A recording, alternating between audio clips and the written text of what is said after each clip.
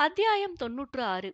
எல்லா சடங்குகளையும் முடித்து சற்று ஓய்வாக அமர சர்வேஸ்வரனும் காயத்ரியும் அவர்களை தேடி வந்தார்கள். இருவரும் எழுந்து அவர்களிடம் ஆசீர்வாதம் வாங்க அவர்கள் புன்னகையுடன் ஆசீர்வதித்தார்கள்.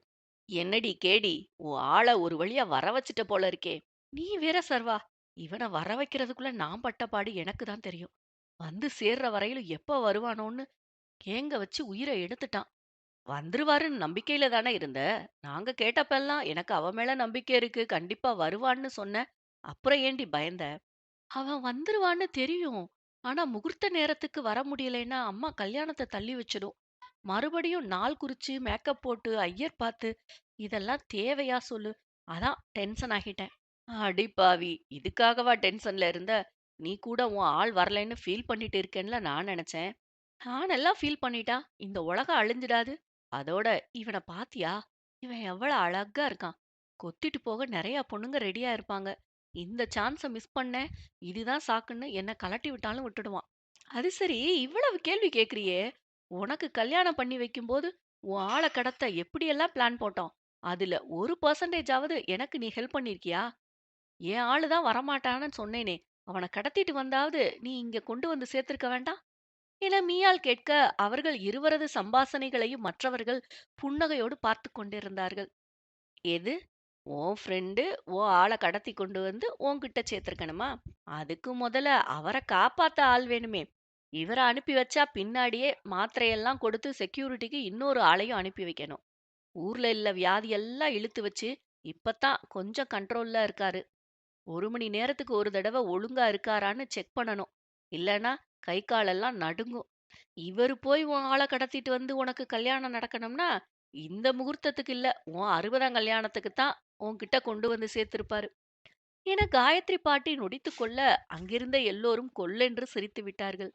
சர்வேஸ்வரன் காயத்ரி பாட்டியை முறைக்க முயல, பதிலுக்கு அவரும் முறைத்துவிட, பயத்தில் அமைதியை கையில் எடுத்து அசடு வழிய புன்னகைத்தார். அதுவும் அங்கிருந்த எல்லோருக்கும் சிரிப்பை வரவழைத்தது. பேச்சும் சிரிப்பும் கொண்டாட்டமுமாக எல்லோரும் பேசிக் கொண்டிருக்க, அப்போதுதான் கனிமொழியுடைய தந்தையும் வைஷ்ணவியுடைய அம்மா அப்பாவும் மற்ற இரு ஜோடிகளுக்கும் நிச்சயம் நடக்க இருப்பதைச் சொன்னார்கள்.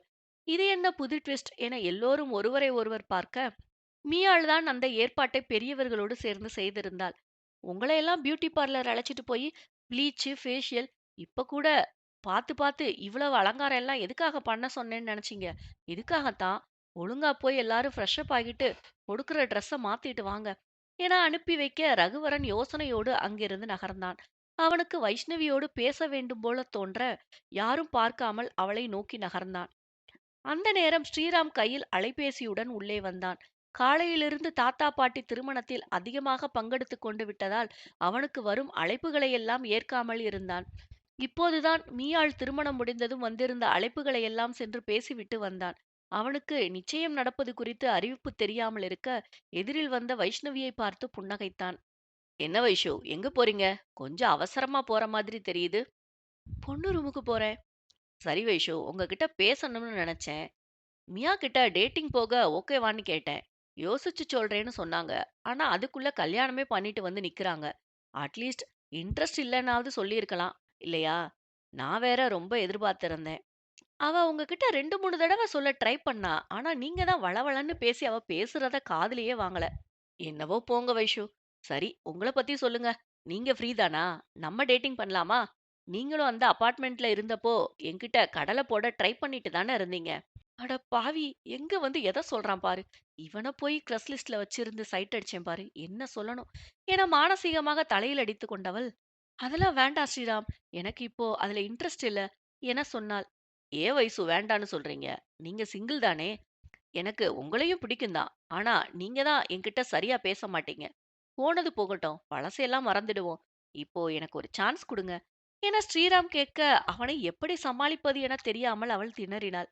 இங்க பாருங்க ஸ்ரீராம், அதெல்லாம் காலேஜ் படிக்கும்போது சும்மா ஒரு ஃபன்னுக்காக பண்ணது. அதெல்லாம் சீரியஸா எடுத்துக்காதீங்க. கேலியா நாம செய்றது கூட மத்தவங்க வாழ்க்கையில எவ்வளவு பெரிய பாதிப்பு ஏற்படுத்தும்னு நான் இப்போதான் நல்லா புரிஞ்சுட்டு இருக்கிறேன். அதனால நான் உங்ககிட்ட நேரடியாவ சொல்றேன். எனக்கு இதுல விருப்பம் இல்ல. மறுபடியும் இதே போல என்கிட்ட பேசாதீங்க. என வைஷ்ணவி தெளிவாக சொல்ல, அவன் அவளை விடுவதாக இல்லை. நீங்க ஏதோ கோபத்துல பேசுறீங்கன்னு நினைக்கிற வைஷு. நான் அமெரிக்கால கிரீன் கார்டு வச்சிருக்கேன். எனக்கு உங்கள பிடிச்சிருக்கு. என் கூட நீங்க வந்தா கண்டிப்பா உங்கள நல்லா பார்த்துப்பேன் என சொல்ல வைஷ்ணவிக்கு எரிச்சல் வந்து விட்டது. இதையே தானே மியாவுக்கும் சொன்னீங்க. ஆமா வைஷு, நான் இல்லன்னு பொய் சொல்ல விரும்பல. எனக்கு நம்ம ஊர் பொண்ணுங்கள கல்யாணம் பண்ணிக்கணும்னு ஆசை. நான் பார்த்த வரைக்கும் நீங்க 2 பேருமே நல்ல பொண்ணுங்க. உங்கள்ல யாருனாலும் எனக்கு ஓகே தான் என சொல்லிக்கொண்டே இருக்க, அவ்வளவு நேரம் அங்கே நடந்ததை பார்த்து கொண்டிருந்த ரகுவரன் அவர்களது அருகில் வந்து, அதுக்கு அவங்க சிங்கிளா இருக்கணுமே ஸ்ரீராம் என சொன்னான். என்னது? இவர் சொல்றது உண்மையா வைஷு? அப்ப நீங்க சிங்கிள் இல்லையா? என அவளை திரும்பி பார்த்தான். அவள் தயக்கத்துடன் ரகுவரனை பார்க்க, அவங்க அப்படிதான் ஸ்ரீராம். அழகான பையனுங்கள பார்த்தா தொண்டையில கீச் கீச் வந்துடும். மத்த நேரத்துல வாய் கிழிய பேசுவாங்க. அதுல நீங்க வேற கிரஸ் லிஸ்ட்ல இருந்திருக்கிறீங்க. எப்படி உங்கள டக்குன்னு அவாய்ட் பண்ணுவாங்க சொல்லுங்க? என வைஷ்ணவியை பார்த்தபடி நக்கலுடன் சொல்லிக் கொண்டிருந்தான். ஐயோ! இவன் மொத்தமா மானத்த வாங்குறானே! அப்போதே அவன போகச் சொல்லி விரட்டி விடாம பேசிக் கொண்டிருந்தால், அப்புறம் நக்கலாக பேச மாட்டானா? ஏதோ குழப்பத்தில் சாதாரணமாக பேசிக் கொண்டிருந்ததை இவன் தவறாக நினைத்து விட்டான் போல என தர்ம சங்கடமாக நெளிந்தபடி நின்றிருந்தாள். அவ சிங்கிள் இல்லன்னு உங்களுக்கு எப்படி தெரியும்? ஏன்னா, அவ கூட கமிட் ஆயிருக்கிற அந்த அப்பாவி ஜீவன் நான் தான் என சொல்ல ஸ்ரீராம் அவனை திகைப்புடன் பார்த்தான். இன்னும் கொஞ்ச நேரத்துல எங்க 2 பேருக்கும் என்கேஜ்மெண்ட் வேற ஆகப் போகுது. அப்போ நான் கட்டாயமா இளிச்சவாயன் தானே? என ரகுவரன் கண்களில் அப்பட்டமான கடுப்போடு கேட்க, ஸ்ரீராம் அசடு வழிய கங்ராட்ஸ் என்றபடி நகர்ந்து விட்டான். என்ன மேடம், இவன் ஒருத்தன் தானா? இல்ல உன் கிரஸ் லிஸ்ட்ல இன்னும் நெறைய பேர் இருக்காங்களா? இப்பவே சொல்லிட்டேன்னா எல்லாரையும் சமாளிக்க எனக்கு ஈஸியா இருக்கும்ல. ஏன்னா, மேடம் தான் வாயத் திறந்து எனக்கு என்கேஜ்மெண்ட்ன்னு சொல்ல மாட்டேங்க. அத சொல்ல நான் தானே வரணும். அதுக்காக தான் கேட்டேன். இல்ல ரகு, நான் சொல்லலாம்னு தான் இருந்தேன். ஏன் சொல்லல? அந்த நேரத்துல மட்டும் தொண்டைய யாருக்காவது வாடகைக்கு விட்டிருந்தியா? அவன் பேச்சுக்கு பதில் கொடுக்கிற சுவாரஸ்யத்தில மறந்துட்டேன். அடியேய்! உன்ன பத்தி எனக்கு நல்லா தெரியும்டி டகால்டி. உன்ன விட்டுட்டு மியா பின்னால சுத்துனான்னு உனக்கு கடுப்பு. அதான் இப்ப அவன வெறுப்பேத்தி விடுற. இங்க பாரு, இந்த விளையாட்டு புத்தியெல்லாம் இன்னையோட மூட்டை கட்டி வச்சிடணும். ரோட்ல எவனையாவது பார்த்து சிரிச்சேன், பேசுனேன்னு இனிமே இருந்த தொலைச்சு கட்டிடுவேன். என சொல்லிவிட்டு அவளை முறைத்துவிட்டு அவன் நகரப் போனான். ரகு, உனக்கு உண்மையிலேயே இந்த என்கேஜ்மெண்ட் ஓகே தானா? என வைஷ்ணவி ஆர்வமுடன் கேட்டாள். இப்போ உனக்கு அதுல என்ன சந்தேகம்? இல்ல, நீ அத வேண்டாம்னு சொல்லுவேன்னு தான் நான் நெனச்சேன். எனக்கும் அப்படி ஒரு ஐடியா தான் இருந்துச்சு. அதனால தான் உன்ன தேடி வந்தேன். வந்த இடத்துல தான் நீ ஒரு தரமான சம்பவம் செஞ்சுட்டு இருந்தியே. அத பார்த்ததும் முடிவு பண்ணிட்டேன். இனிமே உன்ன தனியா விடக்கூடாது. அப்படி விட்டேன்னா, இப்படி எவனாவது கிரீன் கார்டு, ரெட் கார்டுன்னு வந்தான்னு எனக்கு டாட்டா காமிச்சுட்டு போயிடுவ. அதனால இப்போதைக்கு என்கேஜ்மெண்ட் பண்ணிக்குவோம். மத்தத அதுக்கப்புறம் பார்த்துக்கலாம். என சொல்லிவிட்டு அவன் சென்று விட்டான். அவன் சென்றதும் யாஹூ என்று வைஷ்ணவி துள்ளி குதித்தாள். ஒரு வழியாக அவன் மனதில் இடம் பிடித்து விட்டாள் அல்லவா? இரு ஜோடிகளுக்கும் அங்கே நெருங்கிய உறவினர்கள் மத்தியில் சிறப்பாக நிச்சயதார்த்தம் நடந்தேறியது. கனிமொழியும் கௌதமும் மனமொத்த தம்பதிகளாக புன்னகையுடன் ஒருவரை ஒருவர் பார்வையால் தழுவிக் கொண்டிருக்க, ரகுவரன் தான் இதை எப்படி எடுத்துக்கொள்வானோ என மீயாள் பயந்திருந்தாள். ஆனால் அவனும் புன்னகையோடு அவ்வப்போது வைஷ்ணவியை பார்க்க, மீயாளுக்கு அப்போதுதான் அப்பாடா என்று இருந்தது. வைஷ்ணவி வெட்கப்பட்டதைக் கண்டதும் நண்பர்களுக்கு நெஞ்சு வலியே வந்துவிட்டது. நல்லபடியாக நிச்சயதார்த்தம் முடிந்ததும் ரகுவரனிடம் கோபத்தோடு வந்த அஜய் அருகில் நின்றிருந்த வைஷ்ணவியை பார்த்து, எங்க அப்பாவி பொண்ண என்ன பண்ணி வச்சிருக்கீங்க ரகு சார் என கேட்டான். அவன் புரியாமல் பார்த்து, என்னடா என்றான். அவளுக்கு வெட்கப்படத் தெரியும்னு இன்னைக்கு தான் எங்களுக்கு தெரியும். என்ன தைரியம் இருந்தா இந்த கொடுமையெல்லாம் எங்கள பார்க்க வச்சிருப்பீங்க. இதுக்கெல்லாம் காரணம் நீங்க தான்.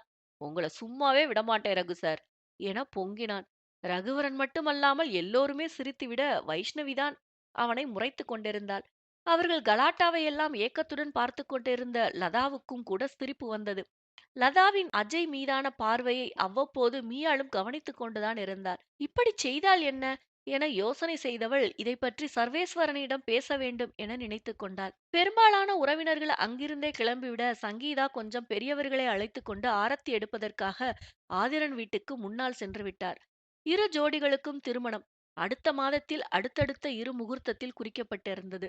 ஆதிரன் வீட்டுக்கு எல்லோரும் வந்தது 3 ஜோடிகளையும் நிற்க வைத்து ஆழம் சுற்றினர். மீயாள் மற்றும் ஆதிரனுக்கு அடுத்தடுத்து சடங்குகள் நடைபெற, பிறகு ஓய்வெடுப்பதற்காக ஆதிரன் அவன் அறைக்குச் சென்றுவிட, மீயாள் நண்பர்களோடு பேசிக் கொண்டிருந்தாள். மாலை நேரத்தில் ரகுவரனோடு சேர்ந்து எல்லோரையும் ஆதிரன் அவனது அறைக்கு அழைக்க, ஐயையோ பீஸ்ட் இப்ப எதுக்கு நம்மள கூப்பிடுது என்ற ரீதியில் எல்லோரும் ஒருவர் முகத்தை ஒருவர் பார்த்து கொண்டார்கள். போகாவிட்டாலும் விடமாட்டான் என்பது புரிந்ததால் எல்லோரும் எழுந்து அவன் அறைக்கதவை தட்டிவிட்டு உள்ளே சென்றார்கள்.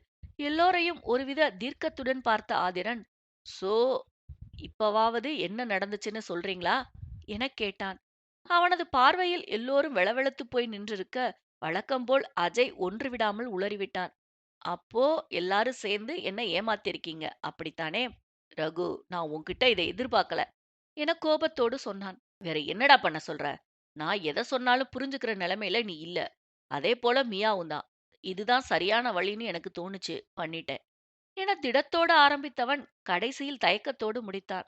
என்னை ஏமாத்துற ஐடியாவை யார் கொடுத்தது என அவன் கூர்மையாக பார்க்க, எல்லோரும் ஒட்டுமொத்தமாக மியாவை நோக்கி கை காட்ட, யதார்த்தமாக திரும்பி பார்த்த மியா, அட எட்டப்பனுங்களா, எவ்வளவு தெளிவா மாட்டி விடுறாங்க பாரு என அவர்களை முறைத்தாள்.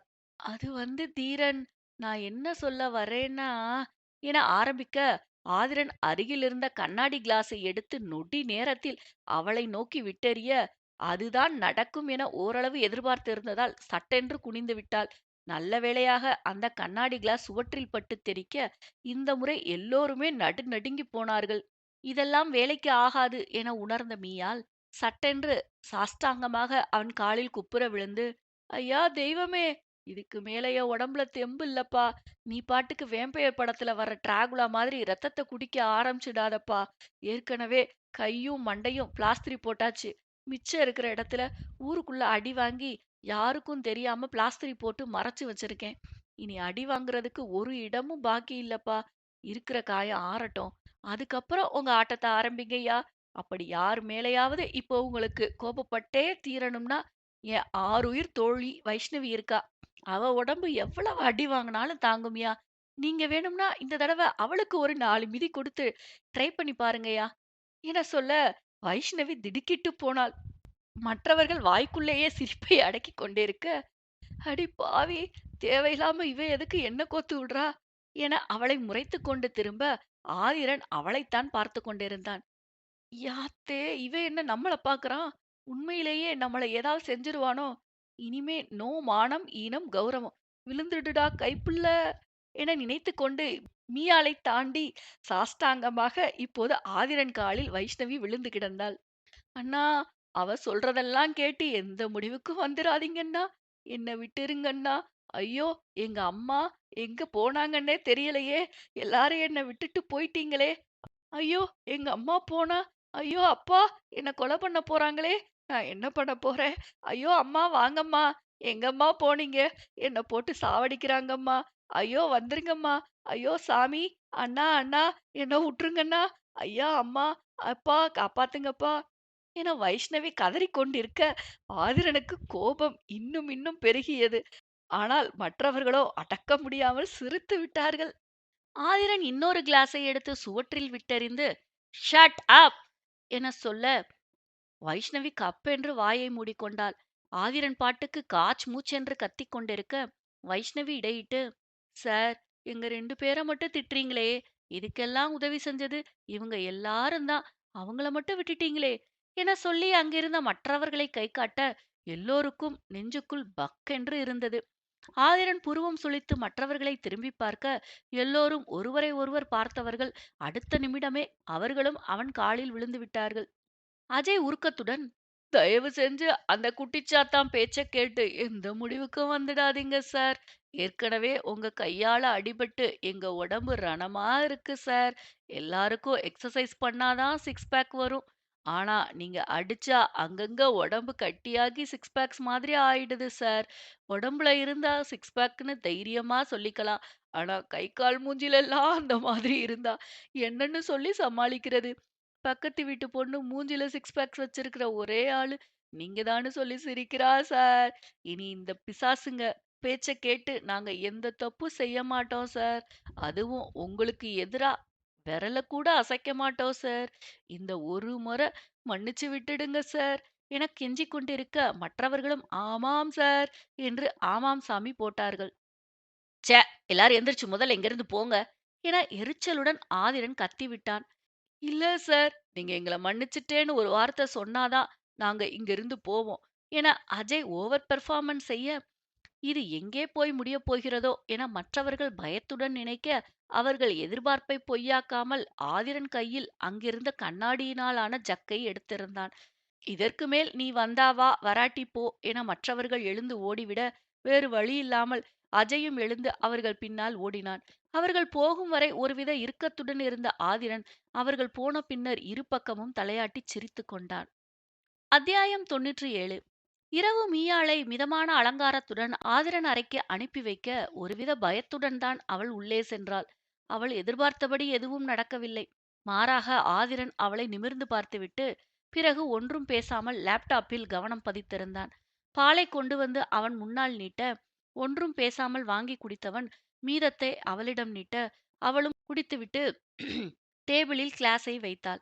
அவன் ஏதாவது பேசுவான் என பார்த்தால் ஒன்றும் பேசாமல் லேப்டாப்பில் கவனமாக இருக்க, போர் அடிப்பது போல் இருந்ததால் மீயாள் அந்த அறையை வெறுமனே சுற்றி வந்தாள். அந்த அறையை பார்த்தபோது எப்போதும் போல ஒருவித உற்சாகம். அவளுக்கென்று பிரத்தியேகமாக தன் கனவுலகத்தில் தன் துணையோடு இருக்க வேண்டும் என்று அவள் ஆசைப்பட்டபடி அந்த அறை இருந்தது. தன் நினைவில் எவ்வளவு நாட்கள் எத்தனை விதமாக இந்த அறையை பார்த்து பார்த்து செதுக்கினான். இன்று கண்முன்னே அவள் எதிர்பார்த்தபடி அது இருந்தது. தன் மனதால் நினைத்ததை வாய்விட்டு கேட்காமல் அதை நிறைவேற்றிக் கொடுக்கும் கணவன் கிடைப்பது எத்தனை பெரிய வரம்! ஆதிரனை திரும்பி ஆசையோடு பார்த்தாள். எந்த நிலையிலும் இவனை கட்டாயப்படுத்தி திருமணம் செய்து கொண்டதற்காக நான் வருத்தப்பட மாட்டேன். ஆனால் என்னை திருமணம் செய்து கொண்டதற்கு அவன் வருத்தப்படாமல் இருந்தால் சரி என நினைத்ததும் சட்டென்று அவள் இதழ் ஓரம் ஒரு புன்னகை அரும்பியது. அந்த அறையைச் சுற்றி முடித்தவள் மெதுவாக வந்து கட்டிலின் மறுபக்கம் அமர்ந்து கொண்டாள். வேலைய முடிச்சிட்டீங்களா தீரன்? இல்ல, எனக்கு முடிய லேட் ஆகும். நீ படுத்து தூங்கு. நான் வெயிட் பண்றேன். நீங்க வேலைய முடிச்சிட்டு வாங்க. நீ எதுக்கு வெயிட் பண்ணணும்? அது சும்மாதான் என ஆதிரனை பார்த்து அசடு வழிந்தாள். அவளை மேலும் கீழும் ஒரு மாதிரியாக பார்த்தவன், இங்க எதுவும் நடக்காதுன்னு உனக்கு தெரிஞ்சுதானே உள்ள வந்த. அப்புறம் என்ன? என கேட்டான். தெரியும் தான். அதுக்காக ஒரு ஹக்கு, ஒரு கிஸ்ஸு கூடவா இல்ல? என மீயாள் அப்பாவியாக உதட்டை பிதுக்கினாள்.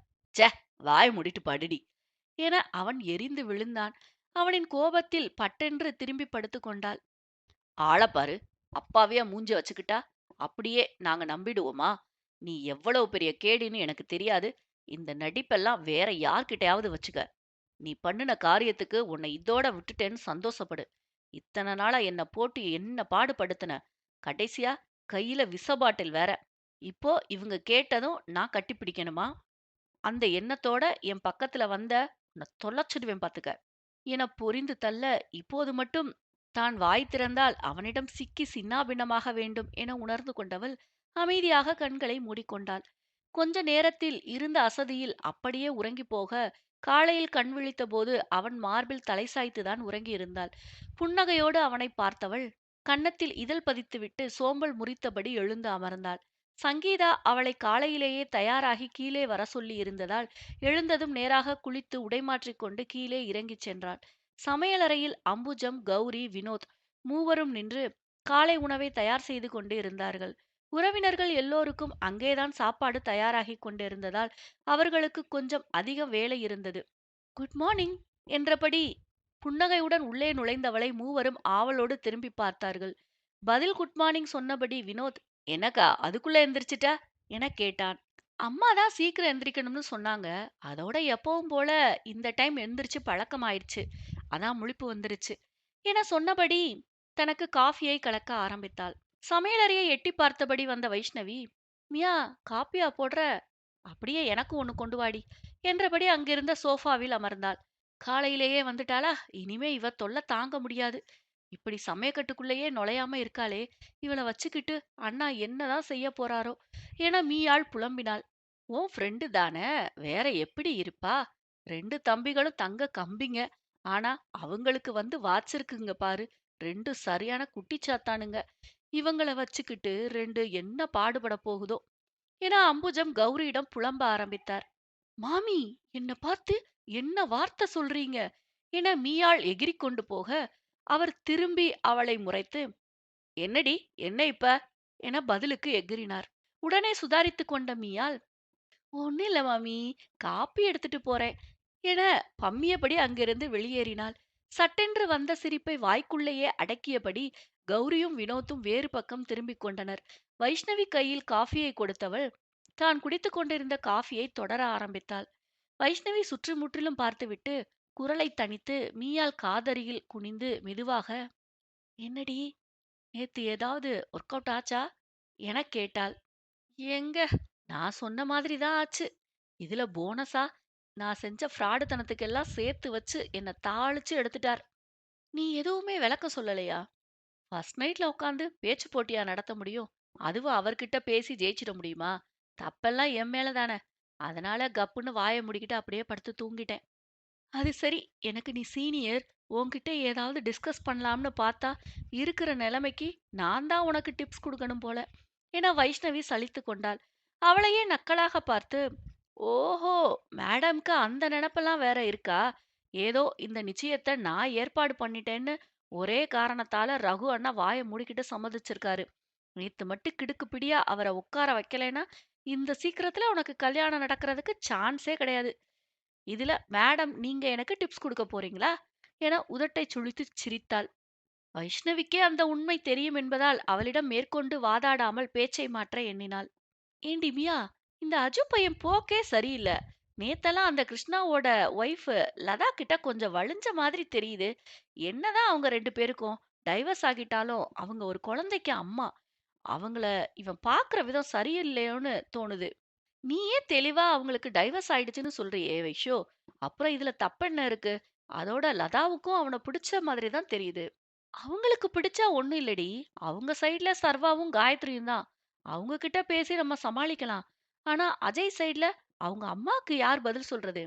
அஜய்க்கு பிடிச்சிருந்தா அவன் தான் அவங்கள பேசி சரி கட்டணும். எப்படிடி அவங்க வீட்ல ஒத்துப்பாங்க? என்ன இருந்தாலும் அவங்க ஒரு குழந்தைக்கும் அம்மா என வைஷ்ணவி தயக்கத்தோடு சொன்னாள். நீ யோசிக்கிறது புரியுதுடி. ஆனா இன்னும் நம்ம பழைய காலத்துல இல்ல. அதனால இப்ப இருக்கிற மாதிரி கொஞ்சம் பிராக்டிகலா திங்க் பண்ணு. அன்னைக்கு நம்மகிட்ட அஜு சொன்னது பொய் இல்லடி. அவன் மனசுல இருந்து தான் சொன்னான். அவனுக்கு சின்ன வயசுல இருந்தே விடோ இல்ல டிவோர்ஸ் ஆன பொண்ணுங்களுக்கு வாழ்க்கை கொடுக்கணும்னு ஒரு எண்ணம் இருக்கு. ஏன்னா அவங்க அம்மா சின்ன வயசுலயே கணவனை இழந்தவங்க. அதுவும் அவரு நல்லவரும் கிடையாது. கண்ட பொண்ணுங்க கூட ஊர் சுத்திட்டு வந்து கடைசி நேரத்துல இவங்க கிட்ட மன்னிப்பு கேட்டு சேர்ந்திருக்காரு. அதுவும் சாகப் போற நேரத்துல. வேற வழி இல்லாம அவங்க கிட்ட வந்திருக்கிறாரு. அவன் அம்மா பட்ட கஷ்டத்த கூடவே இருந்து பார்த்ததால என்னவோ, அந்த மாதிரி பொண்ணுங்கள கல்யாணம் பண்ணணும்னு அப்பவே முடிவெடுத்திருக்கான். இத பத்தி ஏற்கனவே என்கிட்ட பேசிட்டு இருந்தான். அதனால தான் நான் தைரியமா சப்போர்ட் பண்றேன். அஜய்க்கு பிடிச்சிருந்தா எத பத்தியும் யோசிக்காம நாம அவனுக்கு துணையா இருக்கணும் என மீயாள் உறுதியாகச் சொன்னாள். எல்லாம் சரிதாண்டி. ஆனா ஏற்கனவே அந்த கிருஷ்ணாவால நாம ரொம்ப கஷ்டப்பட்டுட்டோம். திரும்பவும் அவன்கிட்ட போய் தேவையில்லாம வம்பு வச்சுக்கணுமான்னு யோசிக்கிறேன். கம்பெனில நமக்கு பிரச்சனை வந்தப்போ நம்மள விட்டுட்டு ரிசைன் பண்ண துடிச்சவனுங்க தானே இவனுங்க. பசங்களா இருந்து அவங்களே நமக்காக ரிஸ்க் எடுக்க நினைக்கல. நாம மட்டும் ஏன் அத செய்யணும்னு கேக்குறேன். அந்த நேரத்துல அதே மாதிரி ரிஸ்க அவனுக்காக ஒன்ன எடுக்க சொன்னா எடுத்திருப்பியா? அப்போதைக்கு நாம எல்லாரும் இந்த அளவுக்கு நெருங்கி பழகலையே. அதோட அஜய நாம காலேஜ் மேட்டா தானே தெரியும். மத்த 2 பசங்கள பார்த்தா பேசுற அளவுக்கு தெரியும். அப்படி இருக்கும்போது நமக்காக அவ்வளவு பெரிய ரிஸ்க் எடுங்கன்னு எப்படி சொல்ல முடியும்? அத இப்ப சொன்னா நமக்காக என்ன வேணாலும் செய்வாங்க. இத ஒத்துக்கிறியா இல்லையா? என கேட்க வைஷ்ணவி ஆமாம் என தலையசைத்தாள். அதோட அப்ப நமக்கு கேட்க யாரும் இல்ல. அதனால தான் கிருஷ்ணா நம்மள தொந்தரவு பண்ணுனான். ஆனா, இப்போ நம்ம பீஸ்டையே கைக்குள்ள வச்சிருக்கிறோம். அப்புறம் என்ன பயம்? என மீயாள் புருவம் உயர்த்தி கேட்க வைஷ்ணவி சிரிப்புடன், அதுவும் சரிதான் என சொன்னாள். முன்பைப் போல் கிருஷ்ணாவை பார்த்து பயப்பட தேவையில்லை. ஏனென்றால் மியாவுக்கு ஒன்று என்றால் ஆதிரன் அவனை உயிரோடு விடமாட்டான். அவளுக்கு தீங்கு விளைவிக்க அவனை நினைக்க கூட விடமாட்டான். அதனால் இந்த முறை அவனை எதிர்த்து தைரியத்தோடு போராடலாம்.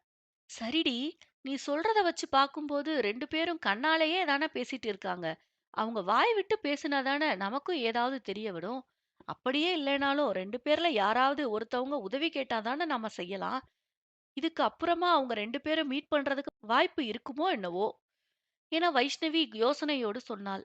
வாய்ப்பு இல்லைன்னா நாம வாய்ப்பை ஏற்படுத்தி கொடுக்க வேண்டியதுதான் என மீயாள் புன்னகையோடு சொல்ல, அப்போ மீயா நீ ஏதோ பிளான் பண்ணிட்ட அப்படித்தானே என வைஷ்ணவி அவளை ஆர்வமாக பார்த்தாள். ஒரு ஐடியா இருக்கு.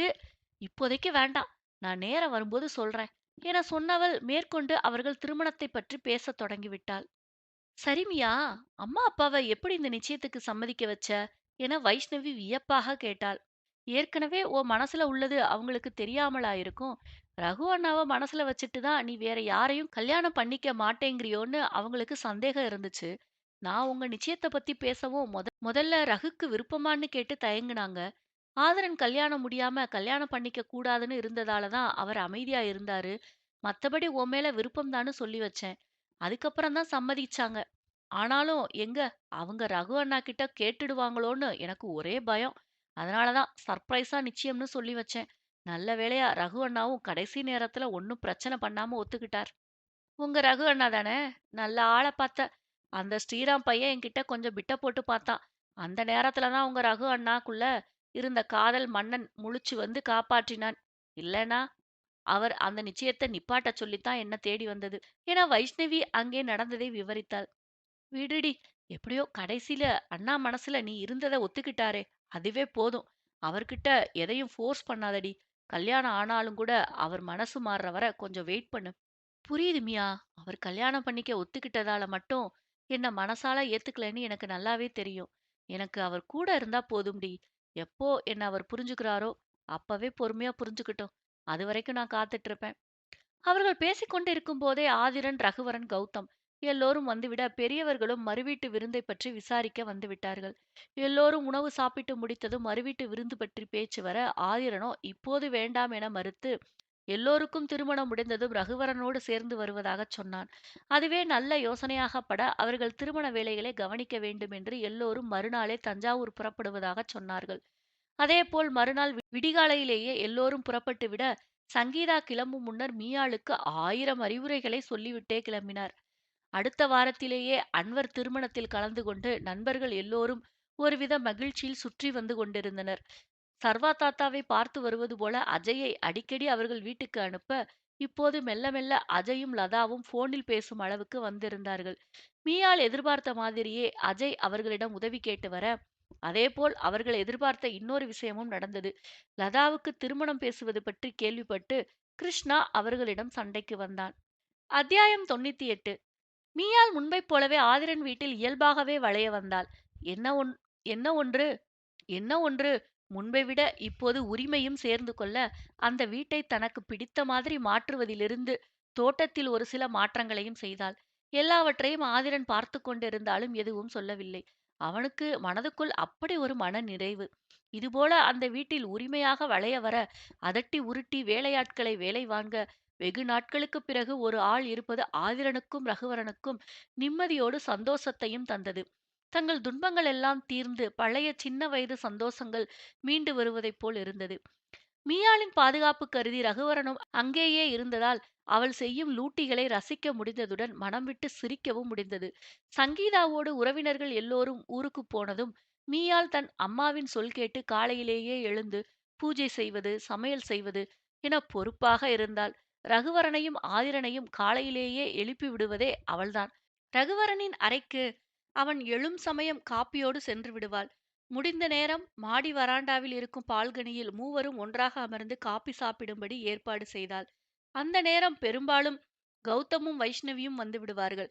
அதனால் காலை நேரமே கலகலப்போடுதான் தொடங்கும். மீயாள் காலையிலேயே எழுந்து பூஜை செய்து சமையல் செய்வதை சொன்னால் நண்பர்களும் சரி ஆதிரனும் சரி அவளை மேலும் கீழும் ஒரு பார்வை பார்த்து வைப்பார்கள். ரகுவரன் மட்டும்தான் அவளை முழுவதுமாக முழுவதுமாக நம்புவது. அவ்வளவு நல்லவளா நீ? என ஆதிரன் வாய்விட்டே கேட்டுவிட்டான். என்ன தீரன், என்ன நம்ப மாட்டீங்களா? உங்க எல்லாருக்காகவும் தான் காலையிலேயே எந்திரிச்சு எல்லாம் செஞ்சேன். நான் உங்க கம்பெனிக்கு வேலைக்கு வந்ததுக்கு அப்புறம்தான் கால நேரம் எப்படி இருக்கும்னே எனக்கு தெரியும். இப்போ இவ்வளவு கஷ்டப்பட்டு காலையிலேயே எந்திரிச்சு எல்லாம் செய்றேன். இப்ப கூட சந்தேகப்படுறீங்களே என மீயாள் மௌனராகம் வாசித்தாள். அடியே, உன்னை பத்தி முழுசா தெரிஞ்சுக்கிட்டு தான் அவரு உன்னை கல்யாணம் பண்ணியிருக்கிறாரு. இன்னும் ஏண்டி அப்பாவியா பேச வச்சுக்கிட்டு அவரை ஏமாத்த பாக்குற? நீ இப்படியெல்லாம் செய்யற ஆள் இல்லையே. ஏதோ விஷயம் இருக்கு, என்னன்னு சொல்லு என கௌதம் சரியாக அவளை மடக்கினான். அட கவ்வு, உனக்கு விஷயமே தெரியாதா? போகும்போது சங்கீதாம்மா அம்புஜ மாமி கிட்ட ஃபோன் நம்பர் வாங்கிட்டு போயிருக்காங்க. இவ மட்டும் காலையிலேயே எந்திரிச்சு இந்த வேலையெல்லாம் செய்யலைனா உடனே எனக்கு ஃபோன் பண்ணுங்கன்னு சொல்லிட்டு போயிருக்காங்க. அம்புஜ மாமியும் சங்கீதாம்மா கட்சி தான். அதனால தான் மியா மேடம் இப்படி பொறுப்பா வேலை செய்றாங்க. இல்லைன்னா அடுத்த நிமிஷமே அம்புஜ மாமி கிட்ட இருந்து ஊருக்கு ஃபோன் போயிடும். சங்கீதாம்மா விளக்கமாத்த பார்சல் பண்ணி அனுப்பி வைப்பாங்க. அந்த பயம்தான் என வைஷ்ணவி சிரித்தாள். மீயாள் அவளை முறைத்து, அதெல்லாம் ஒண்ணும் இல்ல. அப்படி இல்லைனாலும் நான் வேலை செஞ்சிருப்பேன். யூ see, நான் இப்ப குடும்ப பொண்ணாயிட்டேன் என பெருமையாக அறிவித்தாள்.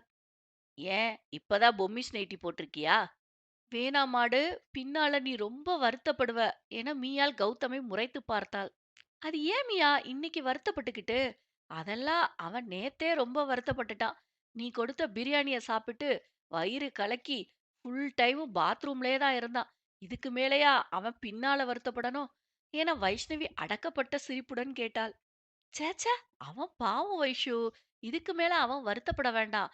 ஆனா இன்னைக்கு உனக்கு ஆபீஸுக்கு ஏதோ ஸ்பெஷலா செய்ய சொன்னியே. என்ன அது?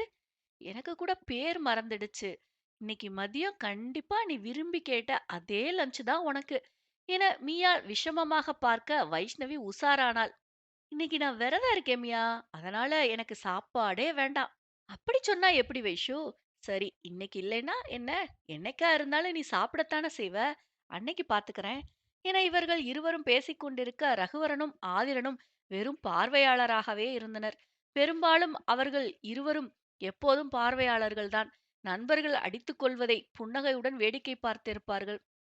தீரன், நீங்க எத்தனை மணிக்கு வீட்டுக்கு வருவீங்க? வேலை முடிய நேரம் ஆகுமா? தெரியலையாள். ஆபீஸ் போனாதான் எனக்கு ப்ரோக்ராம் எப்படின்னு தெரியும். இன்னைக்கு ஒர்க்கும் அதிகம். லேட்டா தான் வருவேன்னு நினைக்கிறேன். ஏன், உனக்கு ஏதாவது முக்கியமான வேலை இருக்கா? இல்ல தீரன், எனக்கு தோட்டத்துல வைக்க ரெட் கலர் ரோஸ் வாங்கணும். அதுக்காக நர்சரி போகலாம்னு நினைச்சேன். ரகு அண்ணா, உங்களுக்கு எப்படி இன்னைக்கு வேலை? நீங்க ஃப்ரீயா இருப்பீங்களா? எனக்கு இன்னைக்கு ஷோரூம்லயும் சைட்லயும் தான் வேலை. என்ன வேலை இருந்தா என்ன? என் தங்கச்சி ஆசைப்படும்போது வேலையா முக்கியம்? நான் எத்தனை மணிக்கு வரணும்னு சொல்லு. கரெக்ட்டா இங்க ஆஜராகிடுறேன். என ரகுவரன் சொல்ல மற்றவர்களுக்கு மனம் நெகிழ்ந்தாலும் அவனை கிண்டல் செய்யும் பொருட்டு வைஷ்ணவி, ஐயோ பாசமலர் படம் ஓட்டுறாங்கப்பா, தாங்க முடியல. இனிமே இந்த வீட்டுக்கு வரணும்னா ஒரு டஜன் கர்ச்சீஃப வாங்கிட்டு தான் வரணும் போல.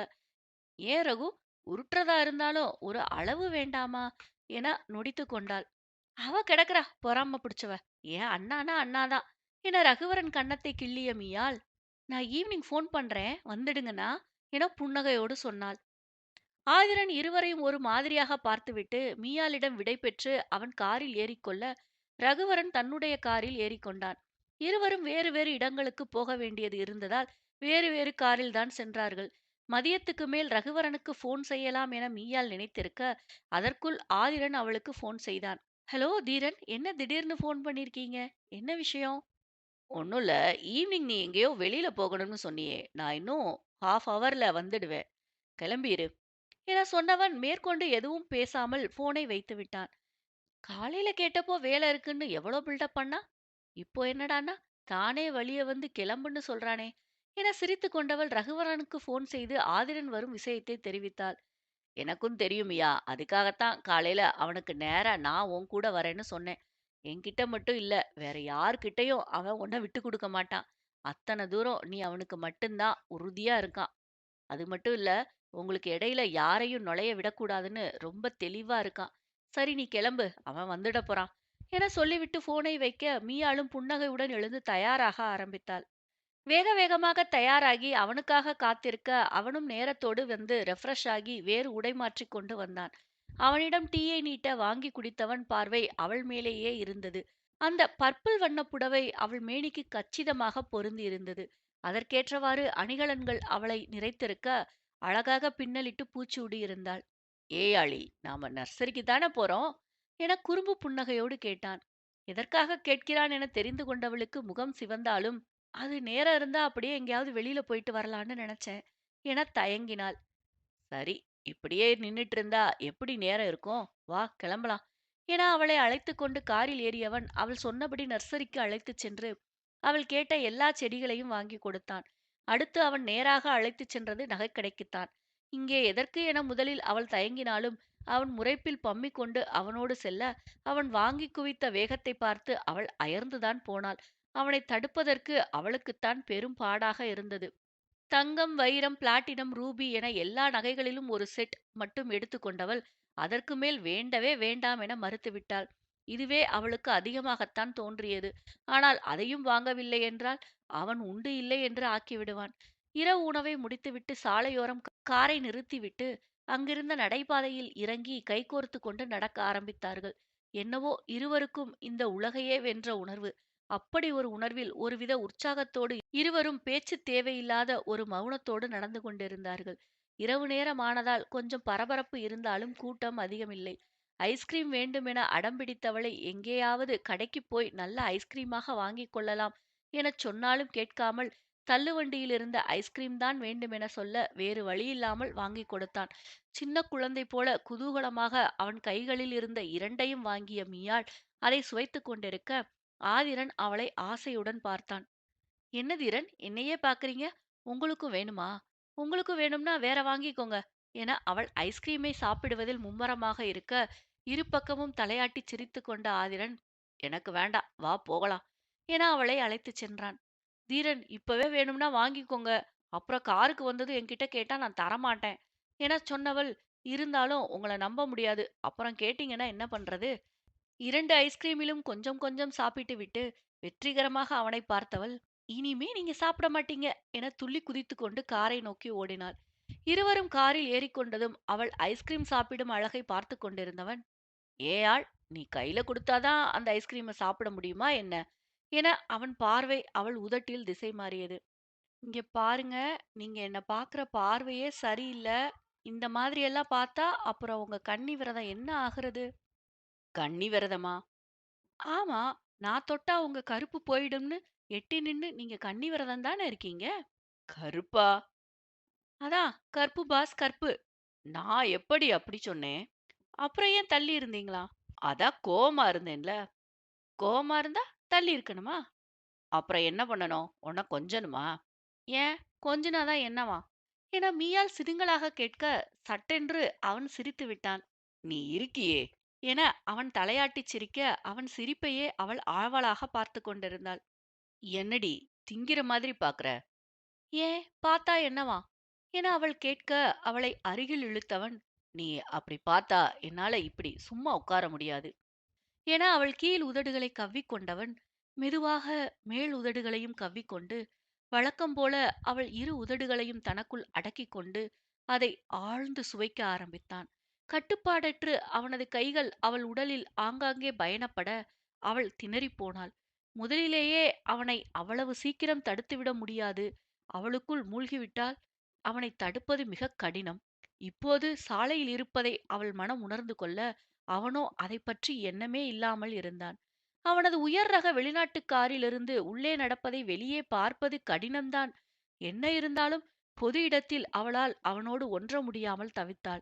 ஆரம்பத்தில் இத்தனை நாள் பிரிவின் தவிப்பில் அவனோடு ஒன்றிப்போனவள் நேரம் ஆக ஆக நிலைமை உணர்ந்து கொண்டு விலக நினைக்க அவளால் முடியவில்லை.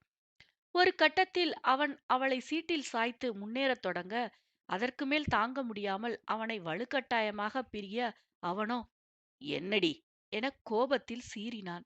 அவனது கோபம் அவளுக்கு நடுக்கத்தைக் கொடுத்தாலும் தன்னை திடப்படுத்திக் கொண்டு, "வீட்டுக்கு போய் பார்த்துக்கலாம். இங்க வேண்டாம். ப்ளீஸ்" என சொன்னாள். "ஏன், இங்க என்ன பிரச்சனை உனக்கு?" என்ற அவனது கேள்வியில் அவளுக்கு சுள்ளென்று கோபம் வர, "என்ன பேசுறீங்க நீங்க? இது நடு ரோடுன்னு உங்களுக்கு தெரியாதா?" என அவளும் சீறினாள். "புரியுது யாழ். ஆனா எனக்கு இப்பவே நீ வேணும்னு தோணுது. என்னால என்ன கண்ட்ரோல் பண்ணிக்க முடியல." "அதுக்காக இந்த இடத்துல எப்படி?" "ச்சே, கண்டிப்பா என்னால அத ஒத்துக்க முடியாது." "ஏன், இவ்வளவு நேரம் உனக்கு அது தெரியலையா?" "இவ்வளவு நேரம் இருந்தது வேற, இப்ப நீங்க செய்யறது வேற." அந்த பதிலில் அவன் அமைதியாகிவிட, அவன் அமைதியைப் பார்த்ததும் அவளுக்கு ஒரு மாதிரியாக இருந்தது. அவன் கோபமாக இருக்கும்போது அவன் அருகில் செல்ல அவளுக்கு பயமாகத்தான் இருக்கும். இருந்தாலும் அவன் அப்படி அமர்ந்திருப்பதைக் கண்டு சாதாரணமாக இருக்க முடியாமல் அவன் கையைப் பிடித்து, "சாரி தீரன்" என சொல்ல, அடுத்த நிமிடம் கண்கள் சிவக்க அவன் அவளை அறைந்திருந்தான். அவள் திகைப்புடன் கன்னத்தைப் பிடித்தபடி கண்கள் கலங்க அமர்ந்திருக்க, ரகுவரன் சொன்னபடியே அடுத்த நிமிடம் அவள் எதுவுமே பேசவில்லை. இந்த மாதிரியான நேரத்தில் ஏதாவது பேசினால் அவனுக்கு கோபம் இன்னும் பெருகும். கொஞ்சம் கொஞ்சமாக கோபம் குறைந்ததும் அவளைப் பார்த்த ஆதிரனுக்கு குற்ற உணர்வு அதிகரிக்க, ஒன்றும் பேசாமல் காரை எடுத்தவன் வீடு வந்து சேரும் வரை எதுவும் பேசவில்லை. காரிலிருந்து இறங்கியவள் அவனுக்கு முன்னால் மாடி ஏறி அறைக்குச் சென்றுவிட, வாங்கி வந்த பொருட்களையெல்லாம் பெருமூச்சோடு பார்த்தபடி ஆதிரன் எடுத்துக்கொண்டு அவள் பின்னால் சென்றான். அவளை எப்படி சமாதானப்படுத்துவது என்ற யோசனையோடு வாங்கி வந்த பொருட்களை எல்லாம் லாக்கரில் வைத்துவிட்டு அவளை நெருங்க அவள் அவனுக்கு முதுகு காட்டி வெளியே வெறித்தபடி நின்றிருந்தாள். யாழ் என்றபடி ஆதிரன் அவள் தோளைத் தொட அவள் திரும்பவில்லை. ஆனால், எனக்கு இப்போ ஓகே தான் என சொன்னாள். என்னடி என குழப்பமாக அவளை பார்த்தான். அது அங்க கார்ல சாரி, நான் உங்கள அப்படி சொல்லியிருக்க கூடாது. அது ரோடு. அதனால தான் என தொண்டை அடைக்கச் சொன்னவளை இழுத்து இறுக அணைத்துக் கொண்டான். சாரிடி, ரொம்ப சாரி. நான் தான் அவசரப்பட்டுட்டேன். எனக்கே தெரியல. திடீர்னு எனக்குள்ள என்ன மிருகம் புகுந்துச்சுன்னு. நீ சொல்றது கரெக்ட் தான். எனக்கு கரெக்ட்டா தான் பீஸ்ட்ன்னு பேர் வச்சிருக்க. என்னவோ நீ எனக்கு அப்பவே வேணும்னு தோணுச்சு. அதோட வீட்டுக்கு வந்தா என்னால உன்னோட இயல்பா இருக்க முடியல.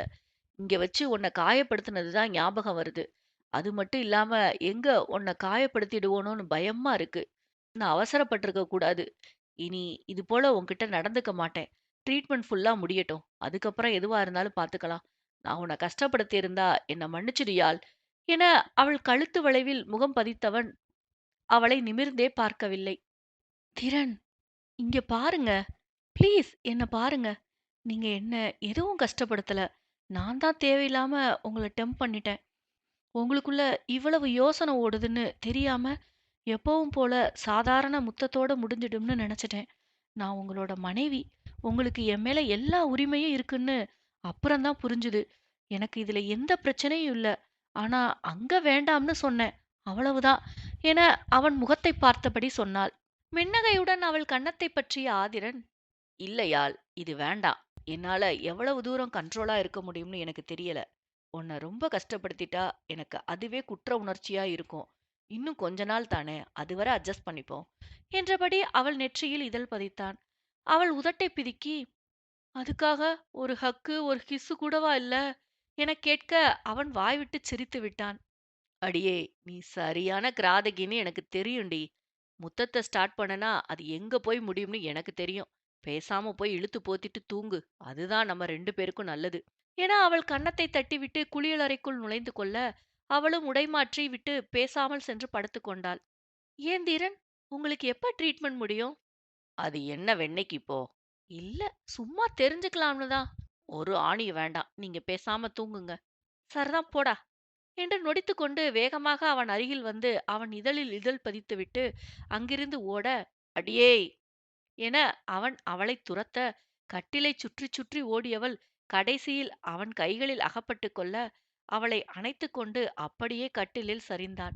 அவளைத் தன்மேல் போட்டுக்கொண்டு நெற்றியில் முத்தமிட, அவளும் அவனை அணைத்து கன்னத்தில் முத்தமிட்டு மார்பில் சாய்ந்து கொண்டாள்.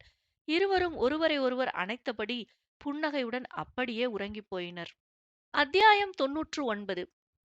அன்றைய நாளைக்குப் பிறகு ஆதிரனுக்கும் மீயாளுக்கும் நெருக்கம் அதிகரித்தாலும் ஆதிரன் அவளிடம் எல்லை மீறவில்லை. அதே நேரம் மறந்தும் அவளை காயப்படுத்தவும் முனையவில்லை.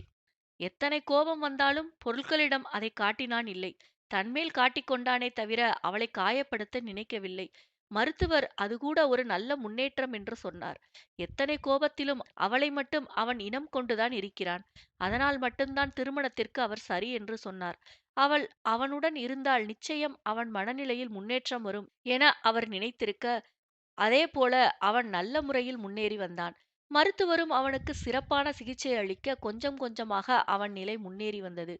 காமம் இல்லாத காதல் அவர்களுக்குள் நாளுக்கு நாள் வேர்விட்டு வளர, அது ஆலமரம் போல் விருட்சமாய் வளர்ந்திருந்தது. அடிக்கடி அவளை வெளியே அழைத்துச் சென்று அவள் ஆசைப்படுவதையெல்லாம் வாங்கி குவித்தான். ஆசைப்பட்ட இடங்களுக்கெல்லாம் அவளை அழைத்துச் சென்றான். அவளோடு இருந்த நேரமெல்லாம் அவன் மனம் உற்சாகத்தில் துள்ளியது.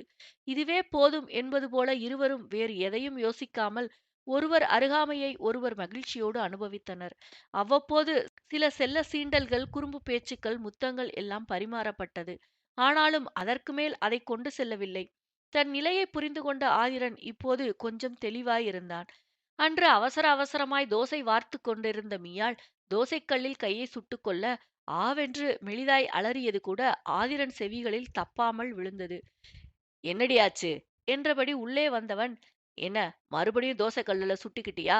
பார்த்து பண்ணுன்னு சொன்னா கேட்டாதானே, தள்ளு என்றபடி அவனே தோசை வார்க்க ஆரம்பிக்க, கௌரி அவனை வாயை பிளந்து பார்த்தார். அவரது பார்வையில் முகம் சிவந்த ஆதிரன், நீங்க போய் வெளியில வேலை பாருங்க. என அனுப்பி வைத்தான். அம்புஜம் மாமியையும் வேறு வேலை பார்க்கச் சொல்லி அனுப்பி வைத்தவன், சமையலறைக்குள் இப்போதைக்கு யாரும் வரவேண்டாம் என தெளிவாகச் சொல்லிவிட்டான்.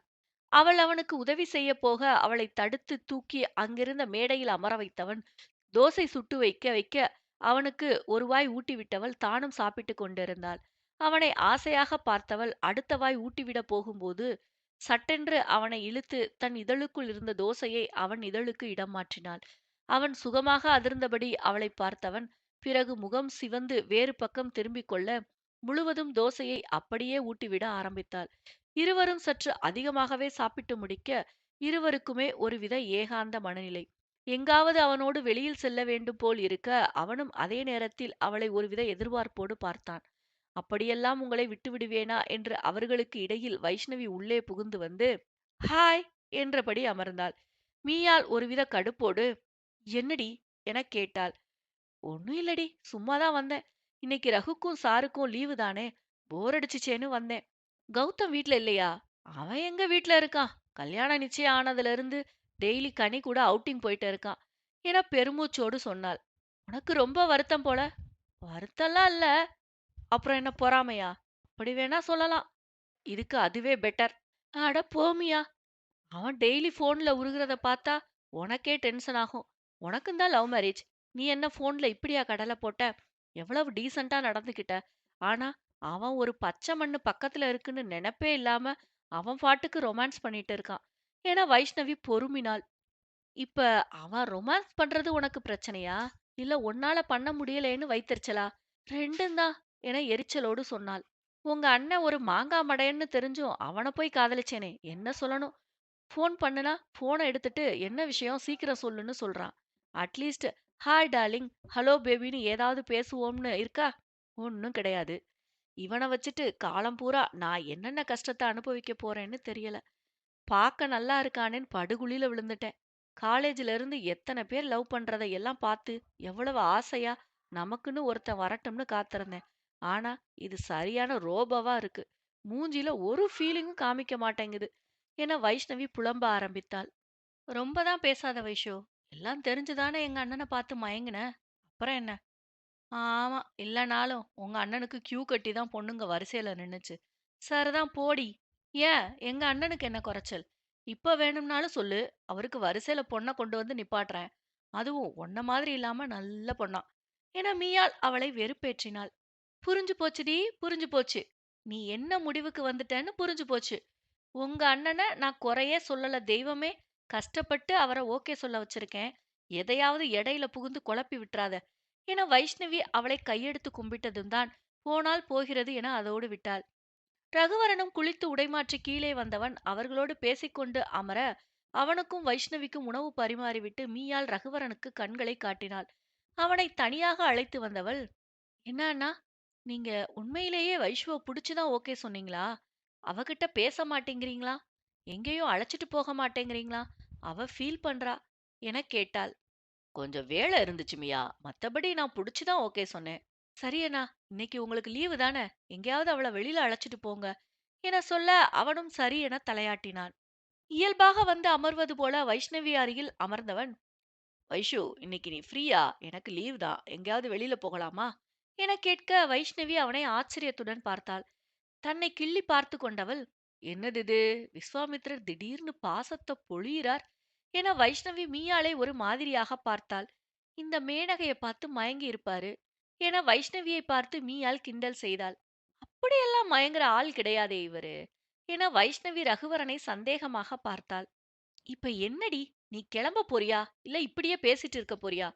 போ, போய் ட்ரெஸ்ஸ மாத்திட்டு கிளம்பு. அண்ணா கிளம்பி கார் எடுத்துட்டு வந்து உன்னை பிக்கப் பண்ணிக்குவாரு என அவளை விரட்டி விட்டாள்.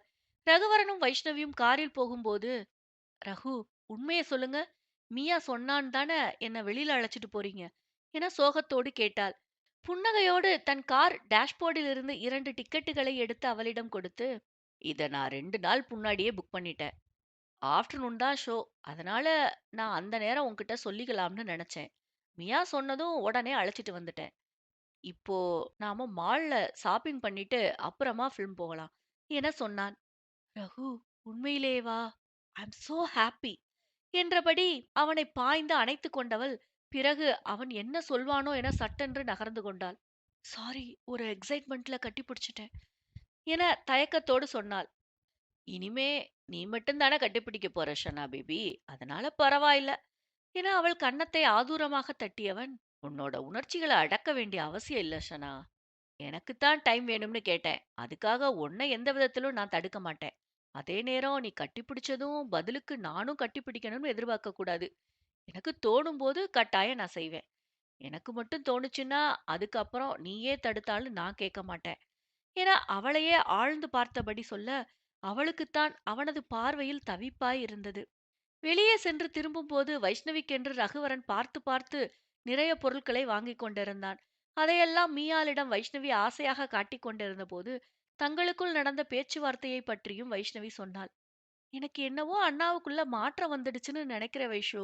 அப்படி இல்லைன்னா உன்னை அழைச்சிட்டு போய் பார்த்து பார்த்து இவ்வளவு செய்யணும்னு என்ன இருக்கு? அவருக்கே இன்னும் அது புரியல. கூடிய சீக்கிரம் புரிஞ்சுப்பார் பாரேன் என சொல்ல வைஷ்ணவியும் பெருமூச்சோடு தலையாட்டி கொண்டாள். மறுநாள் ஆதிரனும் ரகுவரனும் சாப்பிட்டு கொண்டிருந்த போது, இன்னைக்கு 2 பேரும் ஈவினிங் சீக்கிரம் வேலையை முடிச்சிட்டு கோயிலுக்கு வந்துடுங்க. அங்க பூஜைக்கு கொடுத்திருக்கிறேன் என மீயாள் சொன்னாள். நாங்க கண்டிப்பா வரணும் மாமியா.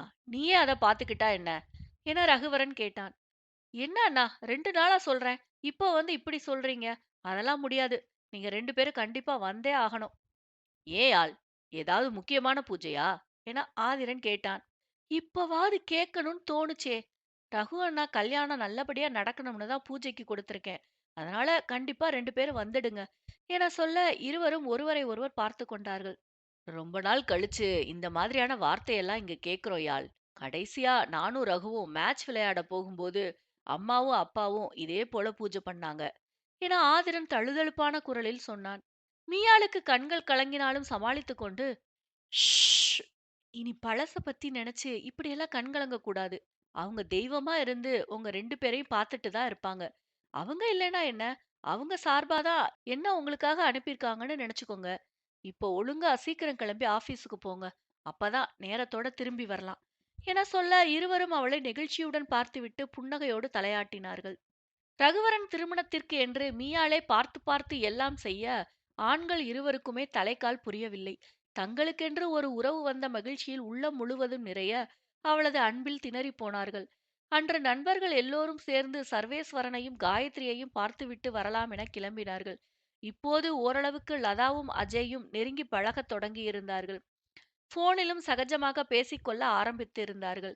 அஜய் மறைமுகமாக தன் மனதில் இருப்பதைச் சொல்ல லதாதான் தயங்குவது போல் தெரிந்தது. அதை பற்றி பேசலாம் என்றுதான் மீயாள் தன் நண்பர்களை அழைத்து கொண்டு சர்வேஸ்வரன் வீட்டுக்கு கிளம்பியிருந்தாள். சர்வேஸ்வரனும் காயத்ரியும் லதா வாழ்க்கை நன்றாக இருந்தால் போதும் என ஏற்கனவே சம்மதம் சொல்லியிருந்தார்கள். உள்ளே நுழைந்தவர்களை சர்வேஸ்வரன் ஆர்ப்பாட்டமாக வரவேற்றார். என்ன சர்வா, எப்படி இருக்க என மீயாள் புன்னகையுடன் அவரை அணைத்து விடுவித்தாள். எனக்கென்ன, நான் பேஷா இருக்கேன்யா. நீங்க எல்லாரும் எப்படி இருக்கீங்க என எல்லாரையும் பொதுவாக பார்த்து கேட்டார். எல்லோரும் ஒருமித்த குரலில் நாங்க எல்லாருமே நல்லா இருக்கோம் என சொன்னார்கள். அப்புறம் வைஷு, கௌதம் 2 பேருக்கும் கூடிய சீக்கிரமே கல்யாணம் வரப்போகுது. கல்யாண வேலையெல்லாம் எப்படி போகுது? அதெல்லாம் அது பாட்டுக்கு ஒரு ஓரமா போயிட்டு இருக்கு ஷர்வா என்றபடி வைஷ்ணவி அவர் அருகில் அமர்ந்தாள். அடிக்கடி வீட்டுக்கு வாங்கன்னு சொன்னா எப்போவாவது தான் வரீங்க. எல்லாரும் வேற வேற இடத்துக்கு போனதுக்கு அப்புறம் இந்த பக்கம் எட்டி கூட பாக்குறது இல்ல.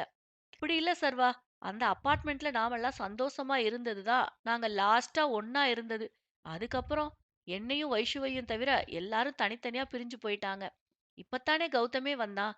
அடிக்கடி வர முடியலனாலும் நேரம் கிடைக்கும் போதெல்லாம் வந்துட்டு தானே இருந்தோம் என மீயால் பதில் சொல்லிக் கொண்டிருக்க லதா அவர்களை பார்த்தபடி புன்னகையுடன் வரவேற்றாள். அவள் கண்கள் அவர்களை சுற்றி வட்டமிட்டது. அதில் தான் எதிர்பார்த்தவனை காணாமல் ஏமாற்றம் கொண்டது. அதை எல்லோருமே கவனித்துக் கொண்டுதான் இருந்தனர். தாரிகா என்ன பண்றாளதா? ஸ்கூலுக்கு போயிருக்கா, இன்னும் வரல. காயத்ரி பாட்டி கவலையுடன், பாவம் புள்ள, ரொம்பவே மனசுடைஞ்சு போயிருக்கா. இந்த சின்ன வயசுல அவளுக்கு எவ்வளவு கஷ்டம் என சொன்னார். ஏன், என்னாச்சு என மீயாள் புரியாமல் வினவினாள். எல்லாம் என் பையன்னு ஒரு பொறுக்கிய பெத்து வச்சிருக்கேனே, அவனால வர்றது. இவள நிம்மதியா இருக்க விட மாட்டேன்னு கங்கணம் கட்டிக்கிட்டு இருக்கான். பத்தாததுக்கு நான் என் பேர்ல இருந்த சொத்தையெல்லாம் இவ பேர்லயும் தாரிகா பேர்லயும் மாத்திட்டேன். அதுல அவனுக்கு கோபம். டைவர்ஸ் கிடைச்சு 1 வருஷத்துக்கு மேல ஆக போகுது. அவன் வேற ஒரு பொண்ணு கூட சேர்ந்து வாழ்த்துட்டு இருக்கான். இப்போ இவளுக்கு வேற கல்யாணத்துக்கு பாக்குறோம். ஆனா அவன் குறுக்க புகுந்து தடுக்கிறான் என காயத்ரி கோபமாக சொன்னார். ஏன் பாட்டி? அவன்தான் வேறு ஒரு பொண்ணு கூட போயிட்டானே. அப்புறம் ஏன் லதாவுக்கு கல்யாணம் ஆகக்கூடாதுன்னு தடுக்கிறான்? இவளுக்கு கல்யாணம் ஆனா இவ கூட சேர்ந்து சொத்தும் போயிடுமா. அதனால அவன் ஊரெல்லாம் பொறுக்கிட்டு வந்து கடைசியா இவ கூட சேர்ந்துக்கலாம்னு நினைக்கிறான் போல என அவர் கோபமாக படபடத்தார். பெற்ற மகனையே இவ்வளவு கேவலமாக திட்டுகிறார் என்றால் தன் மருமகளான லதா மேல் அவருக்கு எவ்வளவு பிரியம் இருக்க வேண்டும்.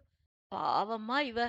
அங்க ஊர்ல கிடந்து சொந்தக்காரங்க கிட்ட எல்லாம் இடிசோறு வாங்கி சாப்பிடுறான்னு தான் இவளுக்கும் அவனுக்கும் 12 வயசு வித்தியாசம் இருந்தாலும் பரவாயில்லன்னு என் பையனுக்கு கட்டி கூட்டிட்டு வந்தேன்.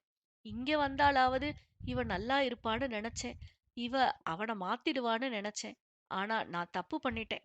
தேவையில்லாம ஒரு பொண்ணோட வாழ்க்கைய அநியாயமா வீணாக்கிட்டேன் என காயத்ரி பாட்டி குரல் கரகரக்கச் சொன்னார்.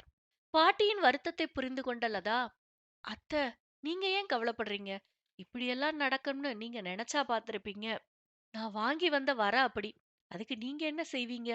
என அவரை ஆறுதல் படுத்தினாள். இதுதான் சரியான சமயம் என நினைத்த மீயாள், காயு, நீ கவலையே படாத. என் கைவசம் நல்ல மாப்பிள்ளை ஒண்ணு இருக்கு. நல்ல பையன், நல்ல படிப்பு, நல்ல சம்பளம். பையனுக்கு அம்மா மட்டும்தான், அப்பா கிடையாது. அவங்க வீட்ல இதுக்கு முழு சம்மதம் சொல்லிட்டாங்க. நீங்க ஓகே சொன்னா போதும் என சொல்லி நிறுத்தினாள். லதா தவிப்போடு அவளை பார்க்க, காயத்ரி பாட்டி, நீ சொன்னா நல்ல இடமாத்தான் இருக்கும். அப்போ பையனை வர சொல்லி பார்த்துடுவோமா என கேட்டார். ஆனால் லதா அதை தடுக்கும் விதமாக, அதெல்லாம் வேண்டாம் அத்த. எனக்கு இப்போ கல்யாணம் பண்ணிக்கிறதுல இஷ்டம் இல்ல என அவசரமாக சொன்னாள். ஏன் இஷ்டம் இல்ல என மீயாள் நேரடியாக லதாவை பார்த்து கேட்டாள். எனக்கு பிடிக்கலைன்னா விடுங்களேன்.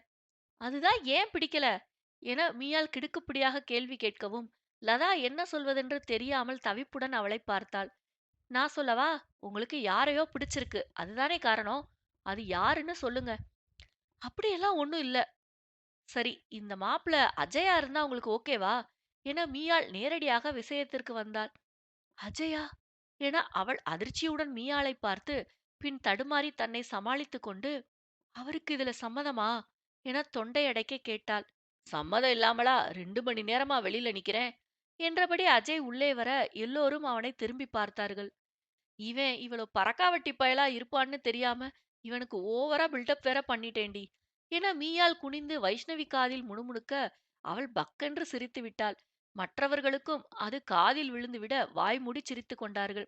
கொஞ்ச நேரம் அஜயிடம் சாதாரணமாக அவன் அம்மாவுக்கு சம்மதமா என்பதை பற்றி பேசிக் கொண்டிருந்த சர்வா பின் கண்ணை காட்டினார். அதை புரிந்து கொண்ட அஜயும் நேரடியாக லதாவை பார்த்து, எனக்கு உன்னை பிடிச்சிருக்கு லதா. உன் மேல பரிதாபப்பட்டெல்லாம் நான் இத சொல்லல.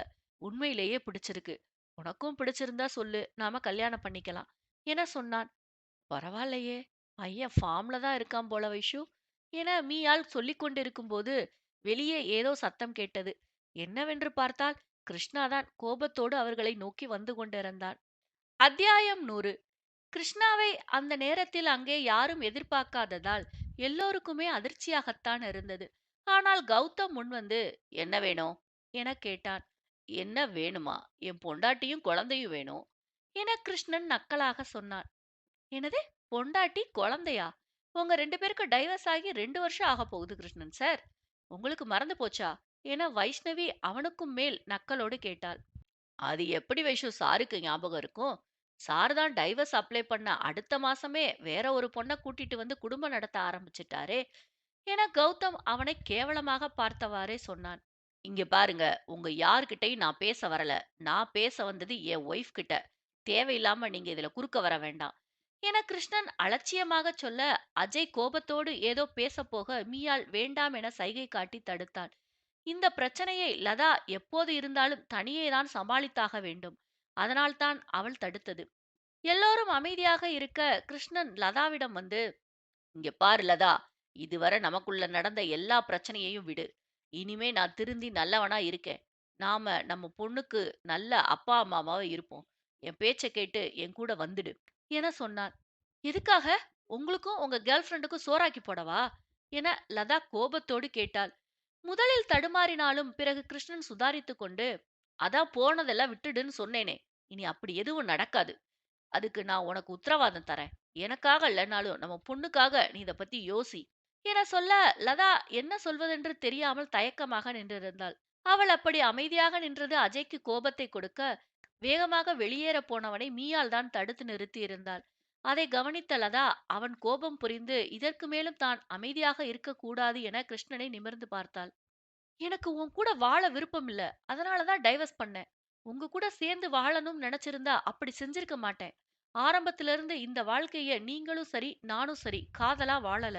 அத்தைக்காக தான் நான் சகிச்சுக்கிட்டு வாழ்ந்துட்டு இருந்தேன்.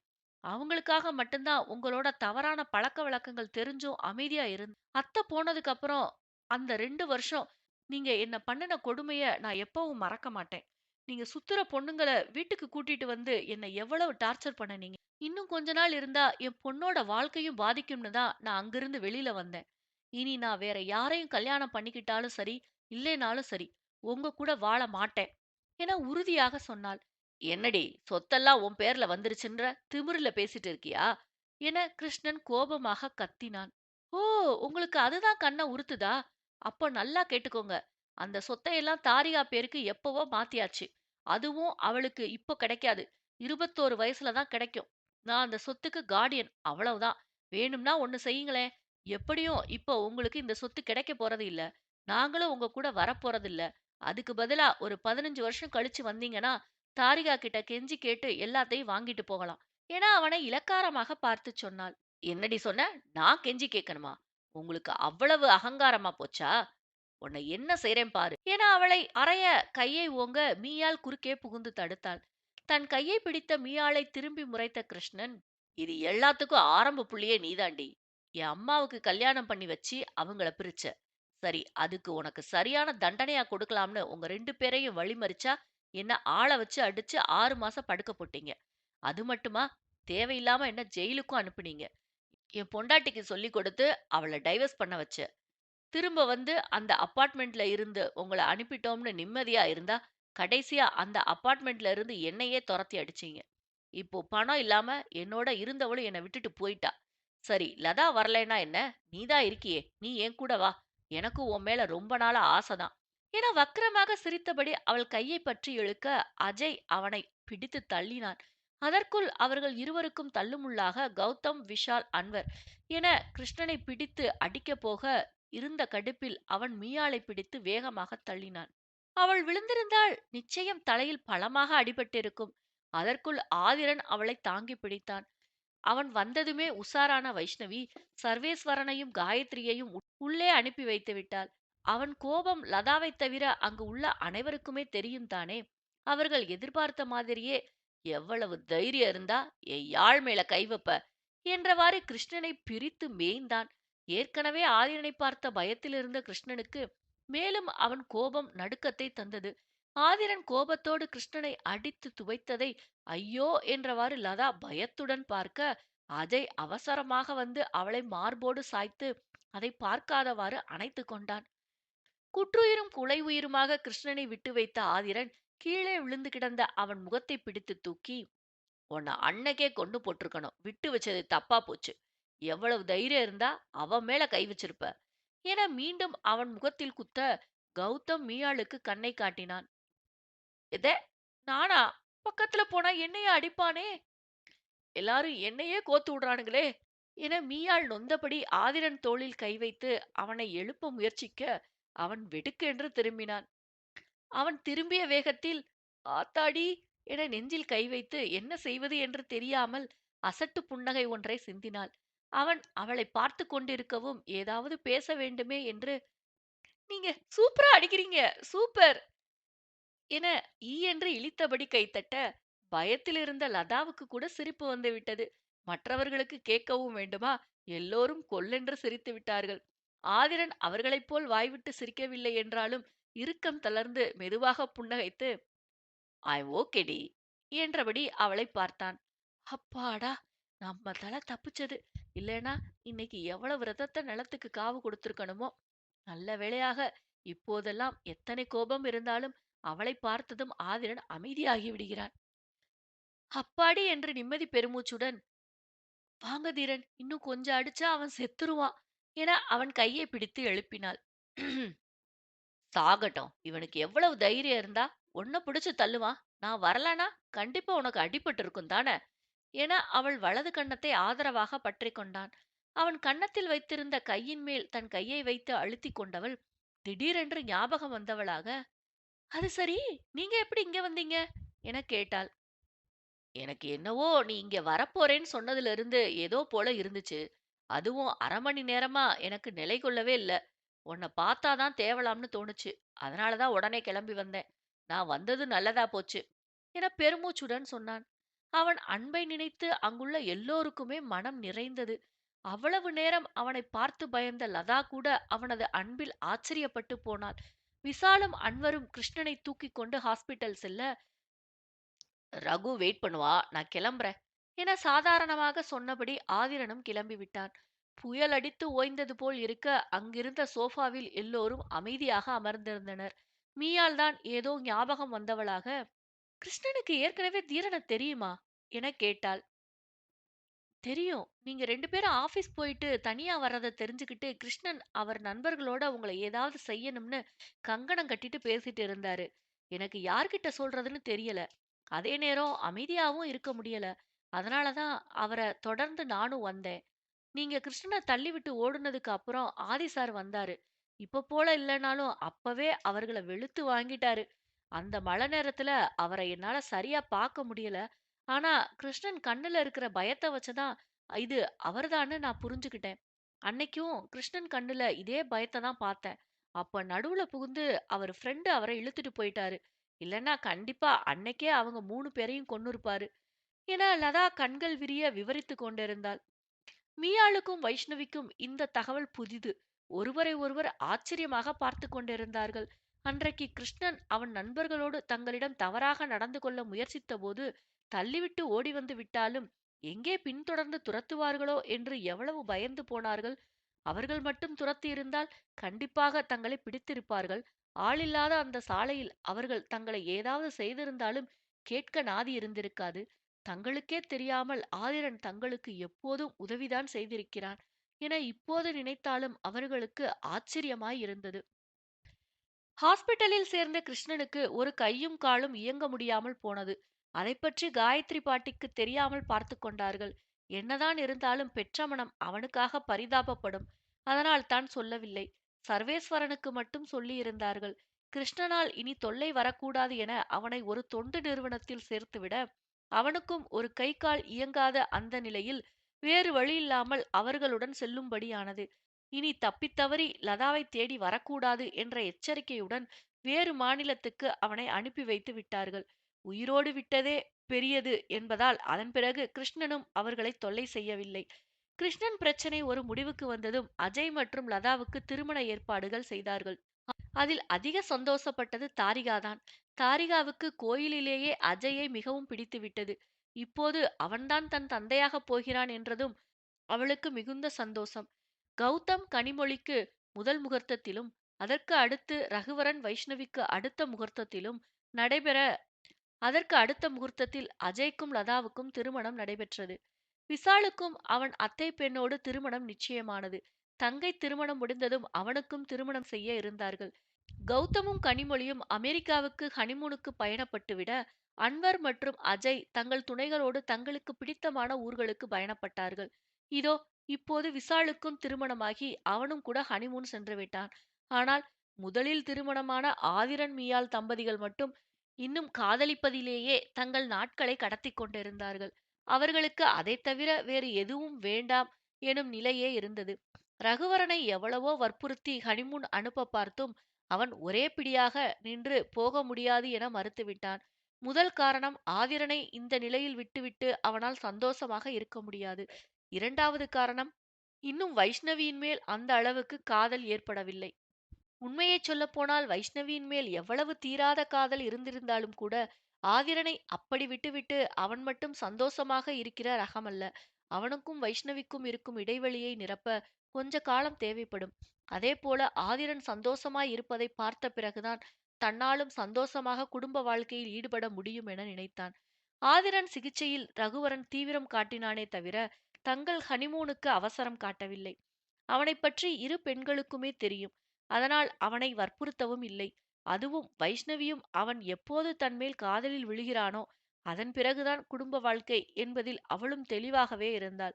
மீயாளுக்கு ஆதிரனின் காதலில் எத்தனை எத்தனை கர்வமும் திமிரும் இருந்ததோ அதே அளவு ஆதிரன் மேல் ரகுவரன் வைத்திருக்கும் நட்பிலும் அன்பிலும் ஒருவித உச்சபட்ச வியப்பு இருக்கும். அவர்களின் வாழ்க்கை அந்த அன்பிலும் நட்பிலும் காதலிலும் அழகாக சென்று கொண்டிருந்தது. கிட்டத்தட்ட 6 மாதம் வரை ஆதிரன் தீவிரமான சிகிச்சை எடுத்துக்கொண்ட பிறகு இப்போது நல்லபடியாக குணமாகி தேறிவிட்டான். மேலும் 1 மாதம் கடந்த பிறகு இதோ இப்போது நால்வரும் பிரான்ஸ் தலைநகர் பாரிஸில் நின்றிருந்தனர். ஆமாம், இதுதான் அவர்கள் தங்களுக்காக ஹனிமூன் செல்ல திட்டமிட்டிருந்த இடம். வெகு தூரம் பயணம் செய்து வந்த களைப்பில் இரு ஜோடிகளும் ஒரு குட் நைட்டோடு தங்களது அறைக்குள் நுழைந்து கொண்டார்கள். அத்தியாயம் 101. ரகு. ம். ரகு. ம். தூக்க வருது ரகு. அதுக்கு ப்ளீஸ் ரகு, போதும் விட்டுடுங்க. முடியாது. விடிய போகுது ரகு. விடியட்டுமே. ஆனாலும் நீங்க ரொம்ப மோசம் ரகு. அது இப்பதான் மேடம்க்கு தெரிஞ்சதா? அதான் அப்பவே சான்ஸ் கொடுத்தனே, ஓடி இருக்கலாம்ல. அதுக்குள்ளதான் நான் உங்களை காதலிச்சு தொலைச்சிட்டேனே. அப்புறம் ஏண்டி புலம்புற? புலம்பாம என்ன செய்வாங்க? விடிய விடிய என்ன போட்டு படுத்து எடுக்குறீங்களே. என்ன பத்தி உனக்கு தெரிஞ்சுதானே வந்த? அப்புறம் என்ன? ரொம்ப பெயினா இருக்கு ரகு. ப்ளீஸ். அவள் முகத்தை பார்த்தவனுக்கு உண்மையிலேயே சோர்வு தெரிய, அவள் பொய் சொல்லவில்லை என்பதை உணர்ந்தவன், சரி, தூங்கு. ஆனா என்னை ஏமாத்திடலாம்னு கனவு காணாத. எனக்கு எப்ப தோணுனாலும் எழுப்புவேன் என சொல்ல வைஷ்ணவி அவனையே பாவமாக பார்க்க, ரகுவரன் வந்த சிரிப்பை அடக்கிக் கொண்டு வேறு பக்கம் திரும்பி படுத்துக்கொண்டான். வைஷ்ணவியும் இந்த பக்கம் திரும்பி படுத்துக்கொண்டு, உனக்கு இது தேவைதான் வைஷு. எத்தனை பேர் ஹீரோ மாதிரி வந்தானுங்க. இந்த வில்லன் தான் வேணும்னு ஒத்த கால்ல நின்னியே. அதுக்குத்தான் இப்படி அனுபவிக்கிற. போயும் போயும் இந்த வில்லன் மேலேயே உனக்கு லவ் வரணும். எல்லாம் என் நேரம் என அவள் புலம்ப, அது ரகுவரனுக்கும் காதில் விழுந்தது. வைஷ்ணவி, என்ன அங்க சத்தம் என கேட்க, ஐயோ நான் தூங்கிட்டு இருக்கேன் மாமா. அது கொரட்ட சத்தமா இருக்கும் என அவள் மழுப்ப ரகுவரன் சத்தமாக சிரித்தான். அவள் பக்கம் திரும்பி படுத்துக்கொண்டு அவளை கண்களால் அருகே அழைக்க அவளும் முகம் மலர அவன் அருகே சென்றாள். என் மேல கோவமா என அவன் மெல்லிய குரலில் கேட்க, இல்லை எனும் விதமாய் வைஷ்ணவி தலையாட்டினாள். புன்னகையுடன் அவள் நெற்றியில் முத்தமிட்டு, தூங்கு என்றபடி அவன் மார்பில் படுக்க வைத்துக் கொள்ள, அவளும் அவனை இறுக அணைத்துக் கொண்டு சுகமாக தூங்க ஆரம்பித்தாள்.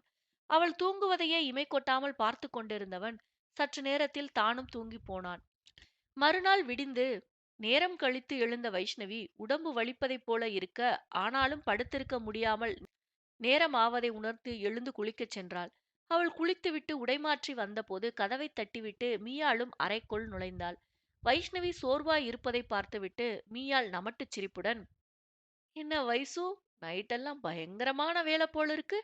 ரொம்ப சோர்வா தெரியுறையே, தூங்கவே இல்லையா என கேட்டாள். எங்க தூங்குறது, உங்க அண்ணன் தூங்க விட்டா தானே. என்னடி இப்படி பிராங்கா சொல்ற? அப்போ உங்களுக்குள்ள எல்லாம் ஓகே ஆயிடுச்சா? ஏண்டி நீ வேற வயித்தெரிச்சல கிளப்புற. உங்க அண்ணன் எல்லாம் ஒரு ஆளுன்னு கல்யாணம் பண்ணேனே, என்ன சொல்லணும். ஏண்டி என்ன ஆச்சு? என்ன ஆச்சா? நைட் எல்லாம் என்ன முட்டி போட விட்டுட்டான்டி. என்னது முட்டி போட சொன்னாரா? எதுக்காக? வேற என்ன, டான்ஸ் மேல உள்ள ஆர்வத்துல ஒரே ஒரு ஸ்டெப் தான் போட்டு காட்டுனேன். அதுக்கே கடுப்பாகி நைட் எல்லாம் முட்டி போட சொல்லிட்டாரு. நீ தப்பி தவறி நீ ஆடுன, இதுதான் பனிஷ்மெண்ட்னு சொன்னாரு என சொல்லவும் மீயாள் அவளை முறைத்து பார்த்து, அவராவது அதோட விட்டாருன்னு சந்தோஷப்படு. ஹனிமூன் வந்திருக்க இடத்துக்கு வந்து ஏண்டி இந்த விபரீதம் எல்லாம் செய்யற? சரி, அப்புறம் என்னாச்சு என கேட்டாள். அப்புறம் வேற என்ன, இனிமே டான்ஸ் ஆட மாட்டேன்னு 1000 தடவை எழுதி கொடுக்க சொல்லிட்டாரு. விடியற வரை எழுதியும் எழுத முடியல. கெஞ்சி கூத்தாடி விடிஞ்ச பிறகுதான் தூங்க ஆரம்பிச்சேன் என வைஷ்ணவி சோகத்தோடு சொல்லிக் கொண்டிருக்க, மீயால் அடக்க முடியாமல் சிரித்து விட்டாள். அது சரி மேடம், ரொம்ப சிரிக்கிறீங்களே. அங்க என்ன நிலவரம்? இங்கேயும் அதே கதை தாண்டி. ஆசையா நெருங்கி வரார். ஆனா எங்க என்ன காயப்படுத்திடுவாரோன்னு பயப்படுறார். என்ன செய்யறதுன்னு டாக்டரை கேட்டா, அவர்கிட்ட இருக்க அந்த பயத்தை தெளிய வைக்க உங்களால தான் முடியும்னு சொல்றார். நானும் முயற்சி பண்ணிட்டு தான் இருக்கேன். இதுக்கு மேல என்ன செய்யறதுன்னு தெரியலையே. மொத்தத்துல ஹனிமூனுக்கு கூட்டிட்டு வந்துட்டு இந்த 2 பேரும் நம்மள ரொம்ப புலம்ப விட்டுட்டாங்க. ரகு அண்ணன் சும்மா உன்கிட்ட வம்பு இழுக்கிறாருடி. ஆனா உண்மையிலேயே அவருக்கு அவர் வாழ்க்கைய நல்லபடியா ஆரம்பிச்சிட்டாருன்னு கவலை இருந்திருக்கும். அதனாலதான் அத சொல்ல முடியாம உன்கிட்ட இப்படியெல்லாம் விளையாடுறார். எங்க ஆதி பழையபடி மாறி என்னை ஏதாவது காயப்படுத்திடுவாரோன்னு அவருக்கு பயம். அதனாலதான் அடிக்கடி வெளியில வந்து எங்க ரூம் கதவை பயத்தோட பாக்குறார். இப்படியே இருந்தா அவராலையும் லைஃப ஸ்டார்ட் பண்ண முடியாது. ரகு யோசிக்கிறதும் சரிதானேடி. எனக்கும் உன்னை நினைச்சு கொஞ்சம் கவலை இருக்கிறது உண்மைதான். இதுக்காக தான் உங்க 2 பேரையும் எங்க கூட ஹனிமூன் கூட்டிட்டு வரக்கூடாதுன்னு நினைச்சேன். ஆனா இந்த ரகு அண்ணா தான் பிடிவாதமா எல்லாரும் ஒண்ணா போகலான்னு சொல்லிட்டார். நான் இதுக்கு ஒரு வழி பண்றேன் என சொன்ன மீயாள் தன் திட்டத்தை சொல்ல, வைஷ்ணவி தயங்கினாலும் பிறகு அவளின் பிடிவாதத்தில் சம்மதித்தாள். மீயாள் தாங்கள் தங்கியிருந்த ஹோட்டல் ஆட்களின் உதவியோடு அங்கேயே இருந்த 2 இக்லூ ஹவுஸை வாடகைக்கு பிடித்தாள். அவர்கள் நம்பர் கிடைத்ததும் உடனே போன் செய்து தங்களுக்கு ஹனிமூன் பேக்கேஜில் வீடு வேண்டும் என்று கேட்க, அவர்களும் அதற்குரிய பணத்தை சொல்லி நாளையே வீடு ஏற்பாடு ஆகிவிடும் என சொன்னார்கள். அவர்களிடம் பணத்தை கட்டிவிட்டு அன்றைய நாள் முழுவதும் அங்கேயே சுற்றி பார்க்கலாம் என நால்வரும் வெளியே சென்றார்கள். இக்லூ ஹவுஸ் இப்போதெல்லாம் ட்ரெண்டிங்கில் இருக்கும் ஒரு வீடுதான். ஹனிமூன் கப்பல் மட்டும் இல்லாமல் அதுபோல் வீட்டில் தங்க ஆசைப்படும் ஒரு சிலருக்கு என அவர்களுக்காகவே பிரத்யேகமாக வடிவமைக்கப்பட்டது. முக்கால்வாசி அந்த வீடு புதிதாக திருமணமான ஜோடிகளுக்குத்தான் பயனுள்ளதாக இருக்கும். ஊருக்கு ஒதுக்குப்புறமாக பெரிய பெரிய இடங்களில்தான் அது அமைந்திருக்கும். ஒரு வீட்டுக்கும் இன்னொரு வீட்டுக்கும் இடையில் நிச்சயம் 500 மீட்டர் இடைவெளியாவது இருக்கும். முற்றிலும் இயற்கை காட்சிகளோடு குளிருக்கு இதமாக இருக்கும். அந்த இடம் எல்லோரையும் கவர்ந்து இழுக்கும். அந்த வீட்டைத்தான் 2 ஜோடிகளுக்கும் மீயால் புக் செய்திருந்தாள். பக்கத்திலேயே இருக்கும்போது ரகுவரனுக்கும் ஆதிரனைத் தவிர வேறு நினைவு இருக்காது என்பதால் தான் இந்த ஏற்பாடு. அதோடு ஆதிரனும் கூட அந்த ஹோட்டல் அறையில் எங்கேயாவது ஒரு மூலையில் போய் ஒளிந்து கொள்கிறான். இது சின்ன வீடு. பெட்ரூம், பால்கனி, கிச்சன், பாத்ரூம் அவ்வளவுதான் இருக்கும். இதில் எங்கே போய் ஒளிவான்? அன்று முழுவதும் சுற்றிவிட்டு மறுநாள் இக்லூ ஹவுஸுக்குள் போவதை பற்றி சொல்ல, முதலில் ஆதிரனும் ரகுவரனும் ஒத்துக்கொள்ளவே இல்லை. மீயாள் தான் இருவரையும் மிரட்டி அழைத்துச் சென்றாள். வெளியிலேயே சாப்பிட்டு விட்டு ஹோட்டலுக்குள் நுழைந்தவர்கள் அங்கிருந்த ஏற்பாடுகளை பார்த்து விழி விரித்தார்கள். ஹனிமூன் கப்பிளுக்கு என்று பக்காவாக ரூம் தயார் செய்யப்பட்டிருந்தது. ஆதிரனையும் ரகுவரனையும் கூச்சம் வந்து அழையா விருந்தாளியாக ஒட்டி கொண்டது. ஆனால் பெண்கள் இருவரும் சாதாரணமாகத்தான் இருந்தார்கள். 2 ஜோடிகளும் அவரவர் அறைக்குள் நுழைந்து கதவை சாத்திக் கொள்ள, ஆதிரன் தன் பெட்டியை அங்கிருந்த கபோர்டில் வைத்துவிட்டு மீயாள் முகத்தை பார்க்காமல் அவசர அவசரமாக குளியலறைக்குள் புகுந்து கொண்டான். இன்னைக்கு எங்கடா போவ? பாத்துக்கிறேன் வா என்றபடி மீயாளும் தன் உடைகளை எடுத்து அடுக்க ஆரம்பித்தாள். அடுத்த அறைக்குள் நுழைந்த ரகுவரனுக்கும் வைஷ்ணவிக்கும் சம அளவு தயக்கம் இருந்தது. இருவரும் ஒருவரை ஒருவர் பார்ப்பதும் மீண்டும் குனிந்து கொள்வதுமாக இருந்தார்கள். பிறகு வைஷ்ணவியே தைரியத்தை வரவழைத்துக் கொண்டு, ரகு, உங்ககிட்ட ஒன்னு கேட்கணும் என ஆரம்பித்தாள். என்ன? உண்மையிலேயே நான் உங்களுக்கு பிடிச்சிருக்கா? என்ன திடீர்னு இப்படி கேக்குற?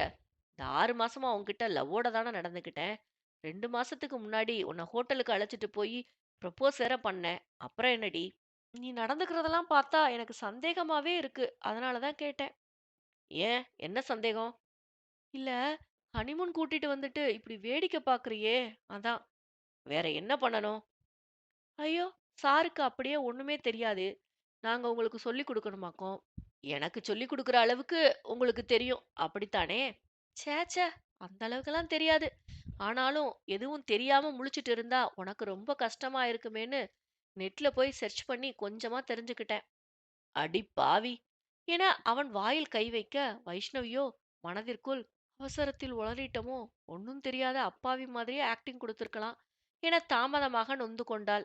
அவள் முகத்தை பார்த்தவன் சிரிப்புடன், சரி, நீ கத்துக்கிட்டத கொஞ்சம் டெமோ காமி, ஏதாவது யூஸ் ஆகுதான்னு பாப்போம் என சொல்ல, அவளோ திரு திருவென விழித்தாள். அதெல்லாம் எனக்கு தெரியாது. நீ ஸ்டார்ட் பண்ணுனாதான் நான் கம்பெனி கொடுக்க முடியும் என கூச்சமில்லாமல் உரைத்துவிட, ரகுவரன் வாய் விட்டு சிரித்தான். இவ்வளவு தூரம் சொல்லிட்ட, அப்போ நான் கண்டிப்பா ஸ்டார்ட் பண்ண மாட்டேன். நீ தான் ஸ்டார்ட் பண்ணணும். ரகு, உண்மையிலேயே எனக்கு கூச்சமா இருக்கு. அப்ப நாம ஹனிமூன் கொண்டாடின மாதிரி தான். என்ன இவன், நாம வெக்கப்பட்டா அவனே ஏதாவது செய்வான்னு பார்த்தா அவ்வளவுதான்னு அக்கடான்னு உட்காந்துட்டான். இதெல்லாம் வேலைக்காகாது. நாமளே களத்துல இறங்கிட வேண்டியதுதான். அது ரகு, எனக்கு பெருசா ஒண்ணும் தெரியாது என அவள் தயங்க, சரி உனக்கு தெரிஞ்ச வரைக்கும் ட்ரை பண்ணு. அதுக்கப்புறம் நான் பாத்துக்கறேன் என சொல்ல அவனை மனதுக்குள் கண்டபடி திட்டி தீர்த்தவள், ஒண்ணுதான்டா பாக்கி. எல்லாத்தையும் நானே செஞ்சுட்டேன். இதையும் நானே செஞ்சு தொலைக்கிறேன். உன்னை கட்டிக்கிட்டதுக்கு இப்படித்தான் நான் துக்கப்படணும் போல என நொந்து கொண்டபடி அவன் அருகில் நகர்ந்து அமர்ந்தவள் அவன் கண்களையே பார்த்து கொண்டு மெல்ல அவன் முகம் முழுவதும் முத்தமிட, அதில் கிறங்கியவன் தன் கைகளை அவள் இடையில் அலைய விட்டான். தயக்கத்தோடு மெல்ல முன்னேறி அவன் இதழ்களில் அவள் இதழ் பதிக்க, அவ்வளவுதான் அவளுக்கு ஞாபகம் இருந்தது. அதன் பிறகான செயல்கள் எல்லாமே அவனுடையதாகத்தான் இருந்தது. அது அவளை பிரமிக்கச் செய்தது. இத்தனை தூரம் தன்மேல் காதல் வைத்திருக்கிறானா என ஆச்சரியப்படும் அளவுக்கு ரகுவரன் இரவு முழுவதும் அவளை கொண்டாடி தீர்த்தான். ஆரம்பித்து வைத்தது அவளாக இருந்தாலும் அதன் பிறகு அதனை தொடர்ந்து முடித்து வைத்தது அவன்தான். தைரியமாக அவனை நெருங்கிவிட்டவள் கூச்சத்தின் மிகுதியில் அவனை விட்டு விலக நினைக்க, அவனோ உடும்பு பிடியாக அவளை பிடித்து வைத்திருந்தான்.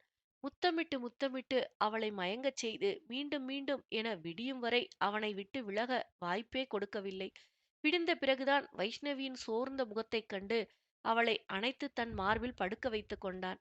ஆதிரன் குளித்துவிட்டு வந்ததும் குளிக்கப் போன மீயாள் மெலிதான ஒரு நைட் கவுனை மட்டும் அணிந்து கொண்டு வெளியில் வர, அது அவளுக்கு முட்டி வரையில் மட்டுமே இருந்தது. கையில்லாத அந்த இரவு உடையில் அவளை பார்த்ததும் ஆதிரன் மூச்சு விடவும் மறந்து போனான். என்னடி ட்ரெஸ் இது?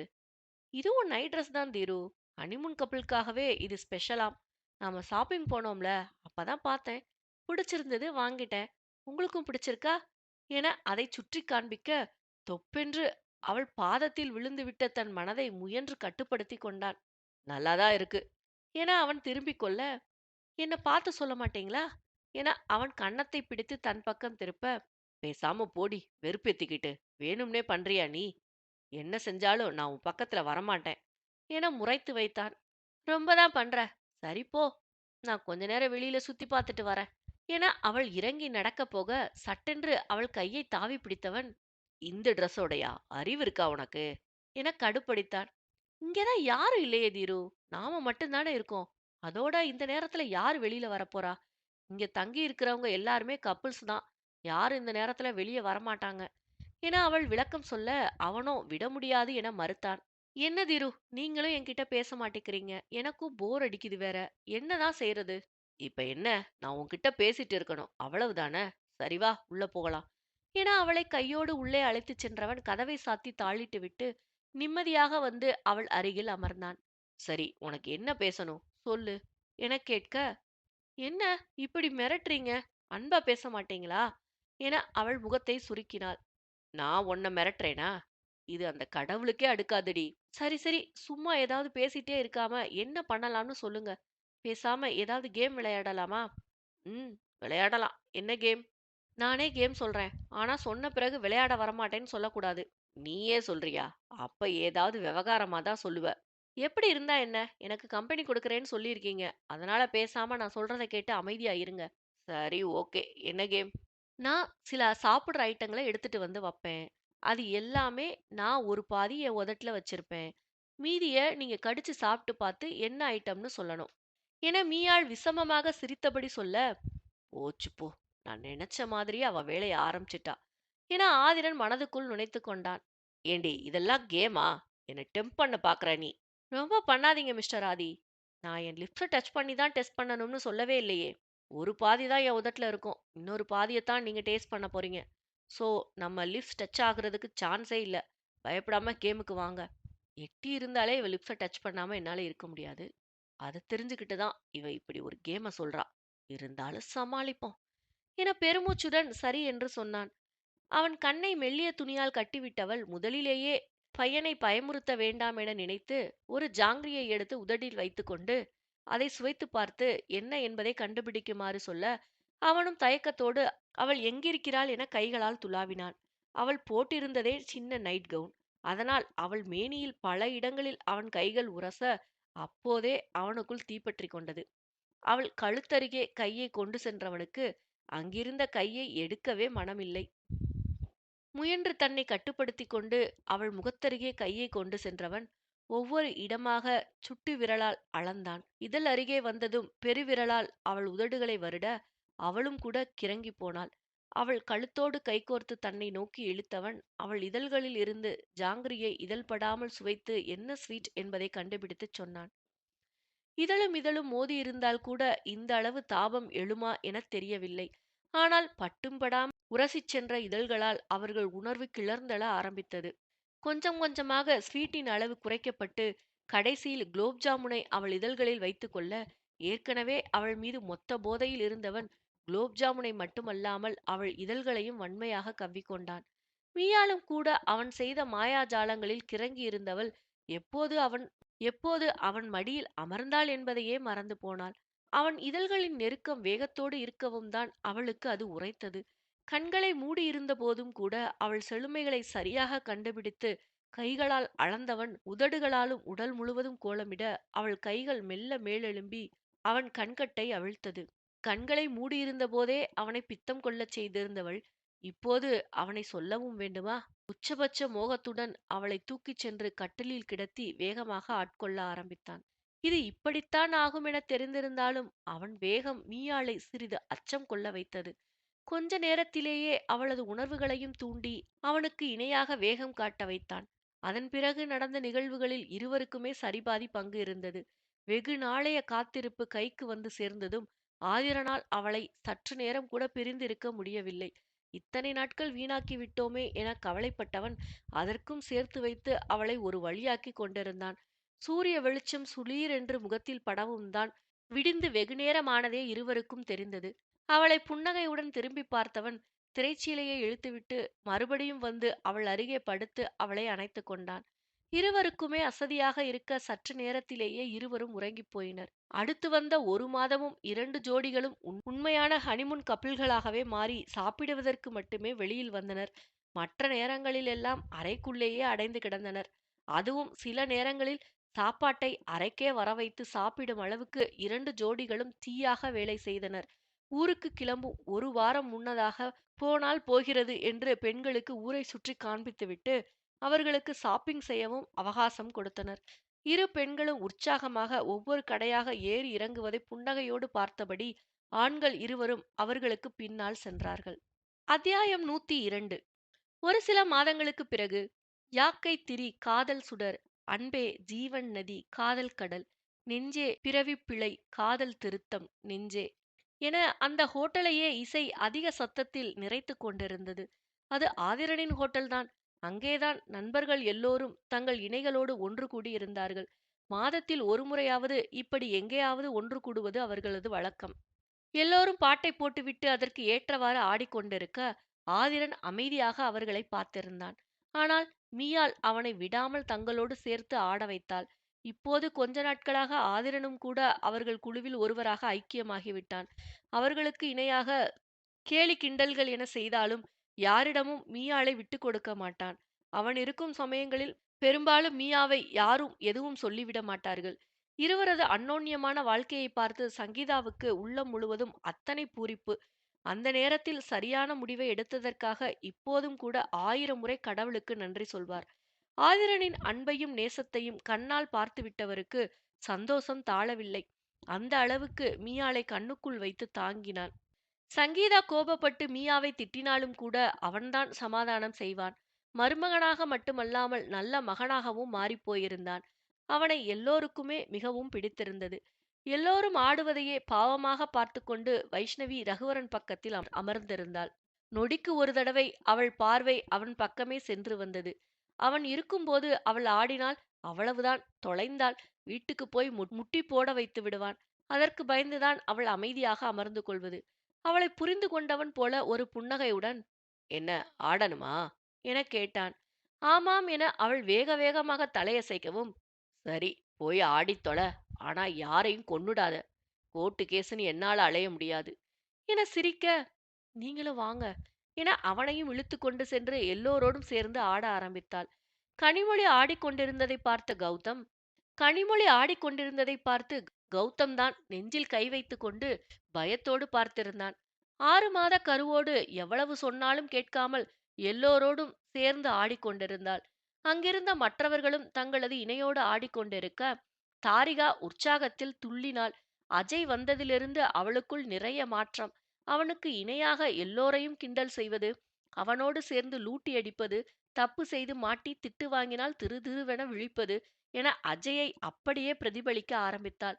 லதா சின்ன வயதிலிருந்து தான் பட்ட கஷ்டத்திற்கு பலனாகத்தான் இப்படி ஒருவனை கடவுள் அனுப்பி வைத்திருக்கிறாரோ என நினைக்கும் அளவிற்கு அவளை கைகளில் வைத்து தாங்கினான். விஷாலுக்கு இப்போதுதான் திருமணம் முடிந்திருந்ததால் அவனது மனைவி சற்று சங்கோஜத்துடன் அவர்களோடு ஆடினாள். அன்வரின் மனைவிக்கு இப்போது கொஞ்சம் அவர்களோடு பொருந்தி போய்விட புன்னகையோடு அன்வரின் கையை பிடித்துக்கொண்டு ஜோடி நடனம் ஆடினாள். மியாவுக்கு மூச்சு வாங்குவதை பார்த்ததுமே ஆதிரன் இசையை நிறுத்தச் சொல்லிவிட்டு எல்லோரையும் அமரச் சொல்லி கூல்ட்ரிங்க்ஸை குடிக்கச் செய்தான். அதன் பிறகு அங்கேயே சாப்பிட்டுவிட்டு அவரவர் வீடுகளுக்கு பயணப்பட்டார்கள். கௌதம் இப்போது மியாவும் வைஷ்ணவியும் தங்கியிருந்த அதே கெஸ்ட் ஹவுஸில்தான் கனிமொழியோடு தங்கியிருக்கிறான். தோழிகள் இருவரையும் பிரிந்து செல்ல முடியாமல் அவன் எடுத்த முடிவுதான் இது. எல்லோரும் இரவு அவரவர் வீடுகளில் இருந்தாலும் காலையில் ஆதிரன் வீட்டுக்கு வந்து விடுவார்கள். சாப்பிடுவதிலிருந்து அலுவலகம் கிளம்பும் வரை அரட்டை கச்சேரி தொடரும். உறவுகளை தொலைத்த இரு ஆண்களுக்கும் மொத்த உறவுகளையும் இரு பெண்களும் கொண்டு வந்து சேர்த்திருந்தார்கள். ஓரளவிற்கு சமையலில் தேர்ந்திருந்த மூன்று பெண்களும் சேர்ந்துதான் அன்றைய காலை உணவை தயாரித்து இருந்தார்கள். வினோத், அம்புஜம், கௌரி மூவரும் அந்த பெண்களுக்கு உதவி செய்தார்கள். எப்போதும் போல வைஷு செய்த கிரேவியை சாப்பிட்டு விட்டு, ஏ வைஷு, எப்பவும் நீ செஞ்சுட்டு பேர் வைப்பியா இல்ல பேர் வச்சுட்டு செய்வியா என கௌதம் வம்பிழுத்தான். டேய் மாடு, ஒழுங்கா வாய மூடிக்கிட்டு சாப்பிடு. நான் எல்லாம் எங்க எப்படி இருக்க வேண்டியவ தெரியுமா என மேலே பார்த்து கொண்டு சற்று நேரம் அப்படியே நிற்க, எல்லோரும் அவளைத் தொடர்ந்து மேலே பார்த்து, அங்கே என்ன தெரிகிறது என கேலி செய்தார்கள். என்னங்கடா கிண்டலா? நான் மட்டும் பாலிவுட், ஹாலிவுட், ஹோலிவுட்னு சினிமாவுக்கு போயிருந்தா இந்நேரம் பெரிய டான்ஸ் மாஸ்டரா வந்திருப்பேன். என் கெரகம் இந்த கும்பல்ல வந்து மாட்டிக்கிட்டேன் என நொடித்து கொண்டாள். நல்ல வேளை எங்க கும்பல்ல வந்து மாட்டிக்கிட்ட. இல்லைனா உண்மையிலேயே கரக கும்பல்ல தான் போய் மாட்டியிருப்ப என மீயாள் அவளை பார்த்து நக்கலாக சொல்ல எல்லோரும் வாய்விட்டு சிரித்தார்கள். அடியே உன்ன என வைஷ்ணவி அவளை அடிக்க துரத்த அவள் அந்த டைனிங் டேபிளை சுற்றி சுற்றி ஓடினாள். அவர்களையே மற்றவர்கள் புன்னகையோடு பார்த்திருக்க சற்று நேரம் பொறுத்த ரகுவரன் அவர்கள் சண்டை ஓயவில்லை எனவும், வைசு செல்லம் என மென்மையாக அழைத்தான். அவ்வளவுதான். அடுத்த நொடியே சடன் பிரேக் போட்டது போல நின்றவள் அவனை திரும்பி பார்த்தாள். போதும் சண்டை போட்டது. போய் அம்புஜா அக்கா கிட்ட எங்களுக்கு காஃபி போட்டு எடுத்துட்டு வர சொல்லு என சொல்ல, அவ்வளவுதான். உடனே வைஷ்ணவி சமையல் அறைக்கு சென்று விட்டாள். அவள் எப்பவும் இப்படித்தான். ரகுவரன் ஒரு வார்த்தை சொல்லிவிட்டால் போதும், அதை ஏன் என்று கூட கேட்காமல் அப்படியே செய்வாள்.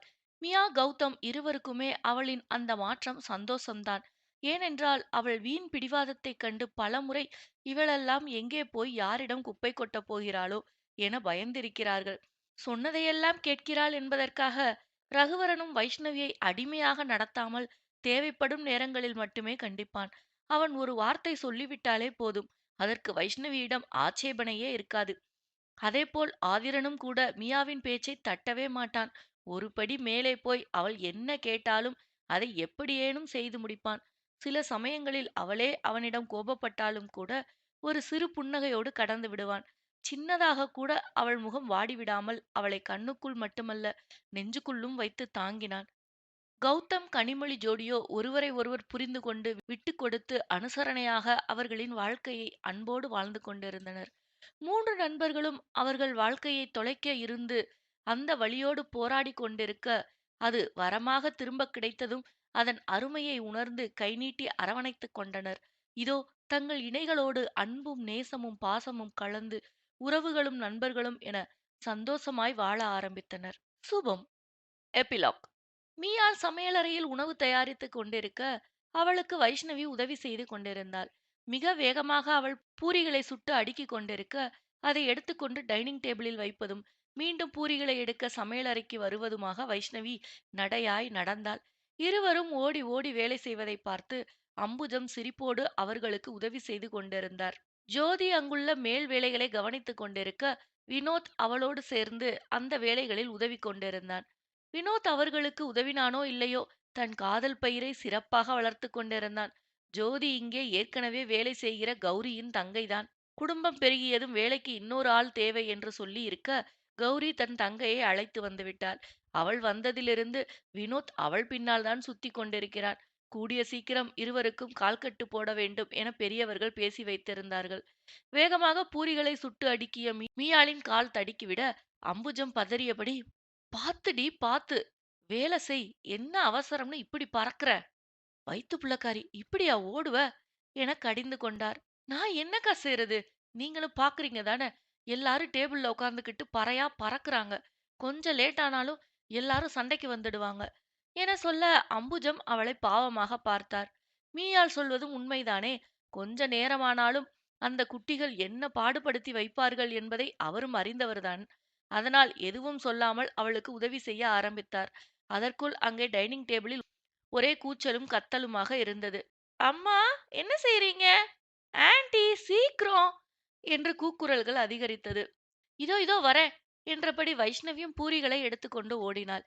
எப்படி இருந்த 2 பொண்ணுங்களையும் எப்படி போட்டு ஆட்டி படைக்கிறானுங்க என நினைத்து அம்புஜம் சிரித்துக் கொண்டார். கௌரியும் கூட அதையே நினைத்து அவரை பார்த்து புன்னகைத்தார். "அம்மா, இந்த 4 பூரிய எடுத்துட்டு வர்றதுக்கு உங்களுக்கு இவ்வளவு நேரமா? எவ்வளவு நேரம் வெயிட் பண்றது? சீக்கிரம் போங்க, போய் அடுத்ததை எடுத்துட்டு வாங்க" என சொல்லிவிட்டு நொடியில் அந்த 4 பூரிகளையும் தட்டில் இடம் மாற்றிவிட வைஷ்ணவிக்கு இப்பவே கண்ணை கட்ட ஆரம்பித்தது. ஒரு வழியாக பிள்ளைகளை பள்ளிக்கு அனுப்பிவிட்டு கணவன்மார்களை அலுவலகத்திற்கு அனுப்பிவிட்டு அவர்கள் இருவரும் சாப்பிட உட்கார்ந்தபோது கனிமொழியும் வந்து அவர்களோடு சேர்ந்து கொண்டாள். கௌதமுடைய குடும்பம் ஆதிரன் கெஸ்ட் ஹவுஸில் தான் இருந்தார்கள்.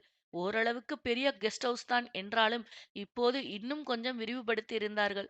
கௌதம் தொழிலில் நல்லபடியாக முன்னேறி நிறைய சம்பாதித்தாலும் இரு தோழிகளையும் பிரிந்து வேறு இடத்திற்கு செல்ல மனமில்லாமல் இங்கேயே தங்கிக் கொண்டான். மற்றபடி அவன் வருமானத்தில் பெரிய பங்களாவே கட்டலாம். கனிமொழி அவனுக்கு மேல். இப்போது இரு பெண்களிடம் நன்றாக ஒற்றிக்கொண்டாள். உணவு நேரம் 3 குடும்பமும் ஆதிரன் வீட்டில்தான் கூடுவார்கள். கனிமொழிக்கு தற்போதுதான் குழந்தை பிறந்து 3 மாதம் ஆகியிருந்ததால் குழந்தையை தூங்க வைத்து இரவு அவள் தூங்க நேரமாகிவிட்டது. கனிமொழி எழுந்து வருவதற்குள் அவளது மகனை மீயாலே கிளப்பி பள்ளிக்கு அனுப்பிவிட்டாள். எல்லோருக்கும் மூத்தவன் அவன்தான். பிள்ளைகள் அனைவரும் ஒரே பள்ளிதான் என்பதால் அவர்களுக்கு என்று பிரத்யேகமாக தனி கார் ஏற்பாடு செய்யப்பட்டு அதில் பிள்ளைகளை அனுப்பினார்கள். எப்போதும் பெரியவர்கள் யாராவது ஒருவர் அவர்களோடு துணைக்குச் சென்று பள்ளியில் விட்டுவிட்டு அழைத்து வருவார்கள். மீயாள், வைஷ்ணவி, கௌதம் 3 பேருடைய குடும்பமும் அவ்வப்போது வந்து தங்கிவிட்டு செல்வார்கள். நிரந்தரமாக இங்கே தங்க வைக்க நினைத்தாலும் கூட அவர்களுக்கு தங்கள் கிராமத்தை பிரிந்து வர மனதில்லை. கொஞ்ச நாள் சென்ற பிறகு எல்லோரும் சென்னைக்கு வந்து விடுவதாக சொல்லியிருந்தார்கள். இப்போது கூட பேரப்பிள்ளைகளின் வற்புறுத்தலால் எல்லோரும் இங்கேதான் இருந்தார்கள். ஊரில் திருவிழா ஏற்பாடு செய்திருந்ததால் அதற்காகவென்று எல்லோரும் கிளம்பிச் சென்று விட்டார்கள். இன்னும் ஒரு வாரத்தில் இவர்களும் திருவிழாவிற்கு ஊருக்குச் செல்ல வேண்டும். ஆதிரன் மீயாள் தம்பதிகளுக்கு முதலில் இரட்டை ஆண் குழந்தைகள் பிறக்க 3 வருட இடைவெளியில் இரண்டாவதாக பெண் குழந்தை ஒன்றும் இருந்தது. மூன்றாவதாக இப்போது மறுபடியும் கர்ப்பம் தரித்திருக்கிறாள். ரகுவரன் வைஷ்ணவி தம்பதிகளுக்கு முதலில் பெண் குழந்தையும் அடுத்த 2 வருட இடைவெளியில் ஆண் குழந்தையும். இப்போது அடுத்த மாத பிரசவத்திற்கு என்று 3வது குழந்தையை சுமந்து கொண்டிருக்கிறாள். கௌதம் கனிமொழிக்கு முதலில் ஆண் குழந்தை, அடுத்தது 6 வருட இடைவெளியில் இப்போதுதான் இரண்டாவதாக பெண் குழந்தையும் பிறந்திருக்கிறது. மூவரும் சாப்பிட்டு முடித்ததும் ஓய்வாக சோஃபாவில் அமர கனிமொழி அவர்களுக்கென்று ஆதிரன் வீட்டில் இருந்த அறையில் தன் மகளை தூங்க வைத்துவிட்டு வந்தாள். அந்த நேரம் வைஷ்ணவி சலிப்புடன், "ஏண்டி, இவனுங்க கிட்ட 16ம் பெற்று பெருவாழ்வு வாழ்கன்னு ஒரு முறைக்கு வாழ்த்துனா அதையே குறிக்கோளா வச்சிருப்பானுங்க போல இருக்கே" என பெருமூச்சோடு சொல்லிக் கொண்டாள். "ஏண்டி அப்படி சொல்ற? பின்ன என்னடி, ஏற்கனவே 2 இருக்குது, பத்தாதுன்னு 3வது இப்படி லோடாக்கி வச்சிருக்கான்" என வைஷ்ணவி எரிச்சலோடு சொல்ல, கடைசி மாத பிரசவ நாட்களில் இருப்பதால் அவளுக்கு மூட் ஸ்விங் ஆகியிருக்கிறது என்பதை புரிந்து கொண்ட மற்ற இரு தோழிகளும் சிரித்துக் கொண்டார்கள்.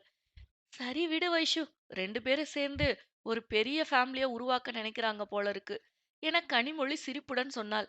"ஃபேமிலிய உருவாக்குனா பரவாயில்ல கனி, இவனுங்க ஒரு ஊரையே உருவாக்க நினைக்கிறானுங்க. இவங்கள்ல யாராவது ஒருத்தவங்க பிற்காலத்துல அரசியல்ல நின்னா நம்ம குடும்ப ஓட்டு மட்டும் போதும் போல இருக்கு" என மீயாளும் சிரிப்புடன் சொன்னாள். "இந்த பிரச்சனையெல்லாம் வேண்டான்னு தான் 2வது குழந்தை பிறக்கும் போதே நான் டாக்டர் கால்ல விழுந்துட்டேன். இல்லனா உங்க வீட்டுக்காரங்க கூட போட்டி போடுறேன்னு என் வீட்டுக்காரரும் இன்னும் 2 பெத்துக்க வச்சிருப்பார்" என கனிமொழி சிரிப்புடன் சொல்ல வைஷ்ணவி யோசனையுடன் அவளை பார்த்தாள். "இப்படி ஒரு ஐடியா இருக்குன்னு தெரியாம மிஸ் பண்ணிட்டேனே. இந்த தடவை எப்படியாவது டாக்டர் கையில கால்ல விழுந்து ஃபேமிலி பிளானிங் பண்ணிக்கணும்" என சொன்னவள், "ஆனாலும் இந்த ரகுவுக்கு ரொம்ப தாண்டி ஏத்தம். 2 பேருக்கும் ஃபர்ஸ்ட் நைட் நடக்கிறதுக்குள்ள நான் கிளவி ஆயிடுவேனோன்னு பயந்தேன். நல்ல வேளையா மியா வந்து எங்களுக்கு இடையில சமரசம் பண்ணி வச்சா. இப்ப என்னடான்னா, ஆதி அண்ணாவுக்கு போட்டியா அவனும் கள இறங்கிட்டான். ஒரு காலத்துல என்ன தொடுறதுக்கு யோசிச்சவன், இப்ப விடுவேனான்னு அடம் பிடிக்கிறான். என சொல்ல மற்ற இருவரும் வாய்விட்டு சிரித்தார்கள். ஆனாலும் ரகு அண்ணாவ உன்னால தாண்டி இந்த அளவுக்கு டேமேஜ் பண்ண முடியும். பாவம் உன்கிட்ட மாட்டிக்கிட்டு அவர்தான் படாத பாடு படுறார். யாரு? அவனா? நீ வேற. பார்க்க தான் அப்பாவியாட்டம் இருப்பான். செய்றதெல்லாம் எமக்காதக வேலை. எங்க அண்ணனையே எப்ப பார்த்தாலும் குறை சொல்லாதடி. உனக்கு தான் இவ்வளவு சலிப்பா இருக்கே. அவர்கிட்ட சொல்லி இதெல்லாம் வேண்டான்னு தள்ளி இருக்க வேண்டியது தானே என மீயாள் நமட்டுச் சிரிப்போடு கேட்டாள். ம் உனக்கு தெரியாதா மியா? என்னோட வீக்னஸ் அவன்தானே. என் பக்கத்துல வந்தாலே வேற எதுவும் எனக்கு யோசிக்க மறந்து போயிடுறது.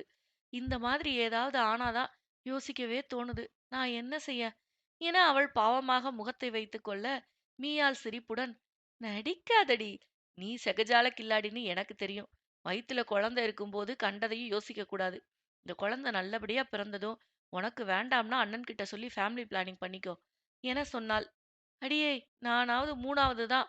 மேடம் நாலாவது. உனக்கு அந்த ஐடியாவே இல்லாத மாதிரி பேசுறியே. மேடம் இன்னும் எத்தனை பெத்துக்கலான்னு இருக்கீங்க? என் ஆளு என்ன ஐடியா வச்சிருக்காருன்னு தெரியலையே. நான் என்ன சொன்னாலும் அவன் சொல்றதுதான் நடக்கும். அப்புறம் ஏன் தேவையில்லாம யோசிச்சுக்கிட்டு. ஏமியா உனக்கு கஷ்டமா இல்லையா? இல்லன்னு பொய் சொல்ல மாட்டேன். ஆனா அவர் ஆசைப்படும்போது அதை தடுக்கவும் மனசு வரமாட்டேங்குது. பாவம்டி. ஃபேமிலி சர்க்கிள ரொம்ப மிஸ் பண்ணிட்டு இப்போ தங்களோட பிள்ளைங்க மூலமா அது திரும்ப கிடைக்கும்னு நினைக்கிறாங்க. பெத்து கொடுக்கறது மட்டும் தானே நம்ம வேலை. மத்தபடி முழு நேரமும் கவனிச்சுக்கிறது அவங்க தானே. அப்புறம் என்ன நமக்கு கஷ்டம்? என மீயாள் கேட்க, மற்ற இருவரும் கூட ஆமோதிப்பாய் தலையசைத்தனர். உண்மையில் ஆண்கள் மூவரும் குழந்தைகளை அவர்கள்தான் கண்ணும் கருத்துமாக பார்த்து கொண்டார்கள். அவ்வப்போது வந்து அவர்களுடைய பெற்றோர்கள் இருந்தாலும் கூட அவர்களுடைய கணவன்மார்கள் அளவிற்கு யாராலும் பிள்ளைகளை பார்த்து கொள்ள முடியாது. என்ன ஒண்ணு, முன்னாடியெல்லாம் என்ன அவருக்காக வேலை செய்ய சொல்லி படுத்தி எடுப்பார். ஆனா இப்ப நான் செய்ய நினைச்சாலும் கூட அவருக்கு நேரமே இருக்கிறதில்ல.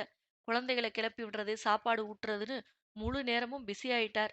அதனால அவருக்காக நான் எதுவுமே செய்ய முடியறதில்ல என மீயாள் வருத்தமாக சொல்லிக் கொண்டிருந்தாள். இப்ப உனக்கு என்ன, உன் வீட்டுக்காரருக்கு சோப்பு போட்டு விட முடியலன்னு கவலையா என வைஷ்ணவி அடக்கப்பட்ட சிரிப்புடன் கேட்க, கனிமொழியும் சிரித்து விட்டாள். மீயாள் நாணத்தில் சிவந்தாலும் அவர்களை முறைத்து பார்த்தவள், அடியே உனக்கு என்னடி பொறாம? நான் என் புருஷனுக்கு தானே போட்டு விடுறேன் என சொன்னவள், ஆனாலும் நீ சொல்றது உண்மைதான் வைஷு. 3 குட்டிகளையும் கூட்டிட்டு அவர்தான் குளிக்க வைக்கிறார். நான் மட்டும் அந்த நேரம் தெரியாம கூட பாத்ரூம் உள்ள போனாலும் போதும். 4 பேரையும் குளிக்க வச்சு கிளப்பி விடுறதுக்குள்ள போதும் போதும்னு ஆயிடும். அதுக்கு பயந்தே நான் அந்த பக்கமே எட்டி பார்க்கறதில்ல என சொல்ல, இந்த முறை இருவரும் வாய்விட்டு சிரித்து விட்டார்கள். சரி, சிரிச்சது போதும். ஊருக்கு கிளம்பணும். எல்லாத்தையும் பேக் பண்ணி வச்சாச்சா? எப்படியும் இன்னும் 1 வாரத்துல கிளம்புற மாதிரி இருக்கும். நமக்கு கூட 2 நாள் முன்னாடி பேக் பண்ணி வச்சா போதும். ஆனா இந்த குட்டீஸ்களுக்கு தான் பார்த்து பார்த்து இப்போல இருந்தே பேக் பண்ணணும். எப்படி எடுத்து வச்சாலும் ஏதாவது ஒண்ணு மறந்து போயிடுது. கௌதம் ஓரளவுக்கு எல்லாம் எடுத்து வச்சுட்டார் மியா. அது சரி, இந்த தடவையும் உங்க ஃப்ரெண்ட்ஸ் அவங்க ஃபேமிலி எல்லாரும் வருவாங்களா? அவங்க இல்லாம எங்க ஊர் திருவிழா எப்ப களை கட்டி இருக்கு கனி. கண்டிப்பா வருவாங்க என வைஷ்ணவி புன்னகையோடு சொல்ல, மீயாள் ஆமோதிப்பாய் தலையசைத்தாள். அன்று இரவு ஆதிரன் வீட்டில் உணவருந்தி முடித்த பிறகு எல்லோரும் அவரவர் வீடுகளுக்கு சென்றார்கள். கௌதம் மகனை தூங்க வைத்துக் கொண்டிருக்க, கனிமொழி மகளுக்கு பசியாற்றி தூங்க வைத்துக் கொண்டிருந்தாள். கனிமொழி மகளை தூங்க வைத்ததும் அவளை அணைத்துக் கொண்ட கௌதம், வர வர நம்ம 2 பேருக்கும் நேரமே கிடைக்க மாட்டேங்குதுல என கேட்டான். என்ன செய்யறது, பிள்ளைங்க கொஞ்சம் வளர்ற வரைக்கும் கிடைக்கிற நேரத்தை யூஸ் பண்ணிக்க வேண்டியதுதான் என கனிமொழி சிரித்தாள். அப்போ இந்த நேரத்தை யூஸ் பண்ணிக்கடா மடையான்னு சொல்லாம சொல்ற என கௌதம் சிரிக்க, கனிமொழி வெக்கத்துடன் குனிந்து கொண்டாள். ஆசையாய் அவளை அணைத்து அவள் இதழ் தேனை பருக ஆரம்பிக்க, சற்று நேரத்தில் மகள் சினுங்கும் சத்தம் கேட்டது. கனிமொழி அவனிடமிருந்து விலகி அவனை தர்ம சங்கடமாய் பார்க்க, அவனோ மென் புன்னகையை சிந்தி, "நீ தூங்க வச்சுட்டு வா, நான் வெயிட் பண்றேன்" என சொன்னான்.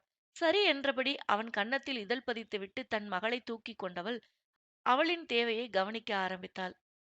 வைஷு, சொல்றத கேளுடி. இந்த பாலை மட்டும் குடிச்சிட்டு படு. பிடிவாதம் பிடிக்காத. போ ரகு, எனக்கு வாமிட் வர மாதிரியே இருக்கு. எனக்கு வேண்டாம் என சோர்வாய் அங்கிருந்த சோஃபாவில் அமர்ந்தாள். ஏண்டி இப்படி பிடிவாதம் பண்ற?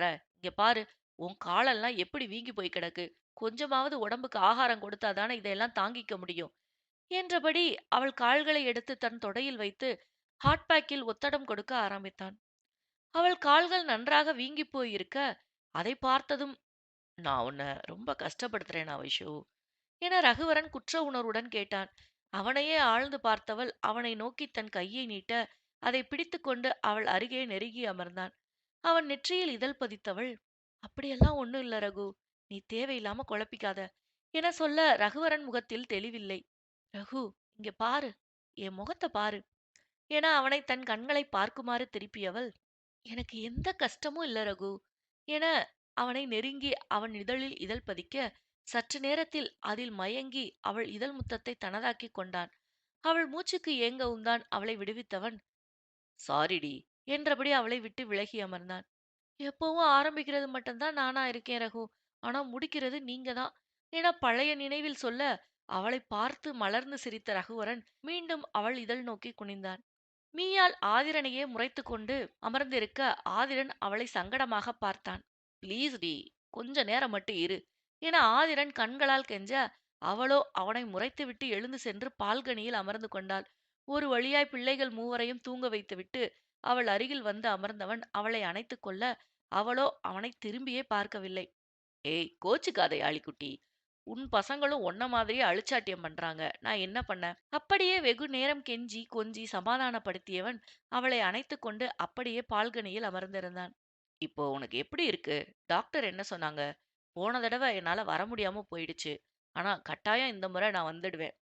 உங்க ஆசைப்படி இந்த முறையும் பொண்ணா இருக்க வாய்ப்பு இருக்காம். ஆனா அவ என்ன ஒன்னும் கஷ்டப்படுத்தல. ஆனா நான் என்னோட சுயநலத்துக்காக உன்னை ரொம்ப கஷ்டப்படுத்துறேன் இல்லையாளி?" என கேட்க, அவன் மடியில் அமர்ந்திருந்தவள் மெல்ல நிமிர்ந்து அவன் முகம் பார்த்தாள். "ஏன் தீரு இப்படியெல்லாம் பேசுறீங்க? எனக்கு உங்களோட ஆசைதான் முக்கியம். அதனால தாண்டி எனக்கு குற்ற உணர்ச்சியா இருக்கு. எனக்கு ஒன்றும் பிரச்சனை இல்ல. நீங்க தேவையில்லாம யோசிக்காதீங்க." "அப்போ 10 குழந்தைகளுக்கு ரெடியாத்தான் இருக்க?" "என்னது 10ஆ?" என அவள் விழி விரித்துப் பார்க்க, அவன் அடக்க மாட்டாமல் சிரித்து விட்டான். "பயப்படாதடி, சும்மா சொன்னேன். நமக்கு இன்னும் 100 பிள்ளைக பிறந்தாலும் சந்தோஷமா வளர்ப்பேன். ஆனா உன் உடம்பு தாங்கணுமே. எனக்கு எப்பவும் நீதாண்டி முக்கியம்.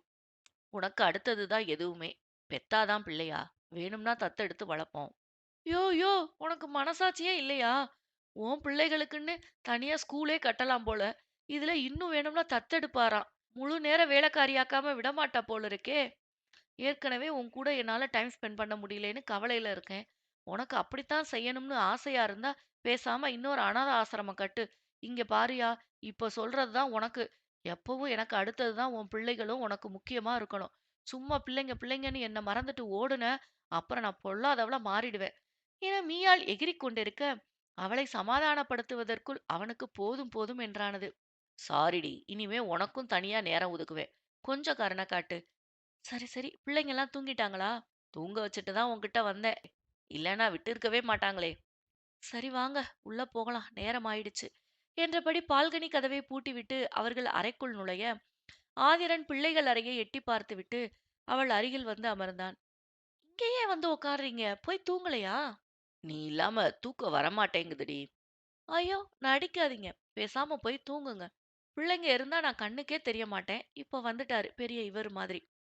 ஐயோ, நேரங்காலம் தெரியாம இவ வேற உயிரை வாங்குறாளே என நினைத்தவன், "பழி வாங்காதடி, ப்ளீஸ்" என கெஞ்ச, மீயாள் சட்டென்று சிரித்து விட்டாள். அவளை அணைத்து இதழில் இதழ் பதித்தவன் மெல்ல மெல்ல தன் இதழ் முத்தத்தில் அவளை கிறங்கச் செய்ய, அவனிடமிருந்து சற்று விலகியவள், "பிள்ளைங்க முழிச்சிட போறாங்க" என தயக்கத்துடன் சொன்னாள். "அதெல்லாம் முழிக்க மாட்டாங்க. அப்படியே முழிச்சாலும் ஸ்கிரீன் இருக்குல்ல, பாத்துக்கலாம்" என சொன்னவன் மேற்கொண்டு அவள் மறுக்க இடம் கொடாமல் அவளுள் மூழ்க ஆரம்பிக்க, அவளும் அவன் தேடலுக்கு வழி கொடுத்தாள். கர்ப்பமாக இருப்பதால் அவளை மென்மையாகவே கையாண்டான். ஆனாலும் கூட அத்தனை சீக்கிரம் அவளை விட்டுவிடவில்லை. அவள் முகத்தில் சோர்வு தெரியவும் தான் அவள் நெற்றியில் முத்தமிட்டு அவளை அணைத்து உறங்கச் செய்தான். அந்த வாரத்தில் எல்லோரும் கிராமத்திற்கு சென்றிருக்க, எல்லோரும் அவரவர் குடும்பத்தோடு வந்திருந்தார்கள். அன்வருக்கு ஒரு மகள் ஒரு மகன் என 2 பிள்ளைகள். விசாலுக்கு 2ம் ஆண் குழந்தைகள். அஜய்க்கு தாரிகாவை அடுத்து ஒரே ஒரு ஆண் குழந்தை மட்டும். அவர்களோடு இந்த முறை சர்வேஸ்வரன் காயத்ரி ஜோடியும் திருவிழாவிற்கு வந்திருந்தார்கள். சங்கீதாவிற்கு பேரப்பிள்ளைகளை பார்த்ததும் ஒரே சந்தோஷம். மாப்பிள்ளையையும் பேரப்பிள்ளைகளையும் விழுந்து விழுந்து கவனித்துக் கொண்டிருக்க, மீயாள் தான் சங்கீதாவை முறைத்துக் கொண்டிருந்தாள். "அம்மா, நான் உன் பொண்ணு, ஞாபகம் இருக்கா?" "அதெல்லாம் ஞாபகம் இருக்கு. இன்னும் எத்தனை நாளைக்கு உனக்கே நான் எல்லாம் செய்வேன். இனி மாப்பிள்ளையையும் பேர பிள்ளைகளையும் தான் பார்ப்பேன். பேர பிள்ளைங்க 1, 2 இருக்கும்போதே என்ன கவனிக்க மாட்ட. இப்போ வயித்துல இருக்கிறதோட சேர்த்து 4 ஆயிடுச்சு. இதுல உன் மாப்பிள்ளை வேற. இனி என்ன எல்லாம் நீ எங்க கவனிக்க போற? நீயே கண்ணு வைக்காதடி. இந்த காலத்துல யாரு இந்த மாதிரி பிள்ளைங்கள பெத்துக்கிறாங்க? உன்னை பார்க்க எனக்கு எவ்வளவு சந்தோஷமா இருக்கு தெரியுமா? இப்படியே பேசிக்கிட்டு திரி. உன்னால தான் இப்ப 4 குழந்தைங்க வரையிலும் வந்து நிக்கிறேன். ஃபேமிலி பிளானிங் பண்ணுங்கன்னு நான் அவ்வளவு தூரம் சொல்லியும், மாப்பிள்ளையும் மாமியாரும் சேர்ந்து கூட்டு சதி பண்ணிட்டீங்க. இந்த முறை உங்க 2 பேரையும் நான் நம்ப போறது இல்ல. நானே டாக்டர் கிட்ட பேசிக்கிறேன். என்னடி? நாங்க என்னமோ வேணும்னே பண்ண மாதிரியே சொல்லுறியே. முதல்ல 2ம் ரெட்ட பிள்ளைங்க இன்குபேட்டர்ல வைக்கிற மாதிரி ஆயிடுச்சு. 2வது குழந்தை பிறந்தப்ப உனக்கு உடம்பு சரியில்லாம போயிடுச்சு. அதனால தான் பண்ணல. என்னமோ ரொம்ப கஷ்டப்படுற மாரி சீன் போடுறியே. பெக்குறது மட்டும்தானே உன் வேலை. வளர்க்கறதெல்லாம் என் மாப்பிள்ளைன்னு எனக்கு தெரியாம இல்ல. இதுல இந்த பசங்கள கவனிக்கன்னு தனியா 2 ஆள் வேற போட்டிருக்காரு. இன்னொரு முறை இதே மாதிரி நீ பேசுறத எங்கேயாவது பார்த்தேன், வாயிலேயே 2 போட்டுடுவேன் சொல்லிட்டேன். என சங்கீதா அவளை மிரட்டிவிட்டுச் சென்றார். அவரிடம் அனுதாபம் தேடிக் கொள்ளலாம் என நினைத்த மீயாளுக்கு அடி விழாமல் இருந்ததே பெரிய விஷயம் என்பதால் எழுந்து சென்று திருவிழாவிற்கு வாங்கிய பொருட்களை எல்லாம் ஸ்டோர் ரூம் அறையில் எடுத்து வைத்துக் கொண்டிருந்தவளுக்கு சட்டென்று பழைய ஞாபகம் வர நாணம் அழையா விருந்தாளியாக வந்து ஒட்டிக்கொண்டது. யதார்த்தமாய் வாசல் பக்கம் திரும்பி பார்க்க ஆதிரன் அவளைத்தான் தாபத்தோடு பார்த்து கொண்டிருந்தான். அவனை பார்த்ததும் திணறியவள், என்ன என்ன வேணும்? அம்மா வெளியில இருக்காங்க என தடுமாற்றத்துடன் சொன்னாள். தெரியும், தெரிஞ்சதால தானே உன்னை தேடி வந்தேன் என சொன்னவன் அவள் இடையில் கையிட்டு தன்னை நோக்கி இழுக்க, தீரு என்றவனின் உதடுகள் அவன் உதடுகளுக்குள் சிறையிடப்பட்டது. எப்போதும் போல முதலில் அவள் கீழுதட்டை கவ்வி சுவைத்தவன் மேலுதட்டையும் நிதானமாய் சுவைத்து முடிவில் இரு உதடுகளையும் வேகமாக தனக்குள் அடக்கிக் கொண்டான். தேனுண்ட வண்டாக அவள் இதழ்களை மீண்டும் மீண்டும் நாடிக்கொண்டிருக்க வெளியே அம்மா, அப்பா என்ற குரல்கள் தொடர்ந்து கேட்டதும் இருவரும் வேகமாக விலகி நின்றார்கள். ஒருவரை ஒருவர் பார்த்து கொண்டு உடனே வெளியே வர அவர்கள் மகவுகள்தான் அவர்களை கத்தி அழைத்து கொண்டிருந்தார்கள். என்ன சரண், என்ன ஆச்சு? ஏன் சத்தம் போட்டுக்கிட்டு இருக்க? எல்லாம் ஆதித்தனால தான். ஏன், அவன் என்ன பண்ணனா? அவன் சுமதி ஆண்டி இருக்காங்கல்ல, அவங்க பையனை அடிச்சுட்டான். இருவரும் வெளியே சென்று பார்க்க சுமதியுடைய மகன் வெற்றி தலையை பிடித்து கொண்டு நின்றிருந்தான். அவன் ஆதித்தனை முறைத்து கொண்டு அடிக்க பாய சுமதியும் வைஷ்ணவியும் இருவரையும் பிடித்து தடுத்து கொண்டிருந்தார்கள். ஆதிரன் மீது உள்ள பாசத்தில் ரகுவரன் தன் மகனுக்கு ஆதித்தன் என்றுதான் பெயர் வைத்திருந்தான். மீயாள் அவன் அருகில் சென்று, ஏன் ஆதி அவனை அடிச்ச என கேட்டான். அத்தை, நான் ஒன்னும் செய்யல. அவன்தான் நம்ம தில்லு பாப்பாவை வம்பிழுத்தான். அதுக்காக என் பையனை இப்படி ரத்தம் வர அளவுக்கு அடிப்பான் என சுமதி சண்டைக்கு வர அவரை சமாதானப்படுத்தி நாகராஜன் மாமாவை காரை கொடுத்து அவர்களோடு துணைக்கு அனுப்பி அவர்களை மருத்துவமனைக்கு அழைத்துச் செல்லச் சொன்னாள். நண்பர்கள் எல்லோரும் அங்கே ஒன்று கூடிவிட, ஏண்டா அவன் வம்பிழுத்த? என்கிட்ட வந்து சொல்ல வேண்டியது தானடா. அதுக்கு ஏண்டா இப்படி ரத்தம் வர அளவுக்கு அடிச்ச என ரகுவரன் கோபப்பட்டான். அப்பா, அவன் தில்லு பாப்பா சடைய பிடிச்சு இழுத்தான். நான் வேண்டான்னு சொன்னேன், கேட்கல. அதனாலதான் அடிச்சேன். நான் தானே அவளை பாத்துக்கணும். நீங்க தானே அவளை பத்திரமா பாத்துக்கணும்னு சொல்லியிருக்கீங்க. அவ மேல கைய வச்சா யாரா இருந்தாலும் இப்படித்தான் அடிப்பேன் என சொன்ன ஆதித்தனை பார்க்க எல்லோருக்குமே திக்கென்று இருந்தது. ஏனெனில் அவன் குரலில் அத்தனை தீவிரம். எதெது, இவன் பேசுறத பார்த்தா பார்ட் 2க்கு வழி பண்ணுவான் போலயே.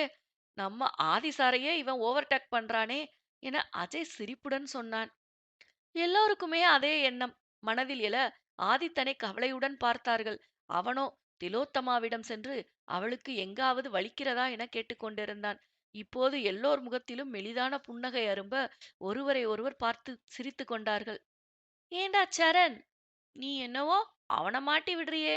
நீயும் கூட தான் உன் தம்பி நீரன் குட்டி கமலிய கொஞ்சுறான்னு அடிக்க போன என கௌதமின் மகன் ஆழியன் சொல்லிக் கொண்டிருந்தான்.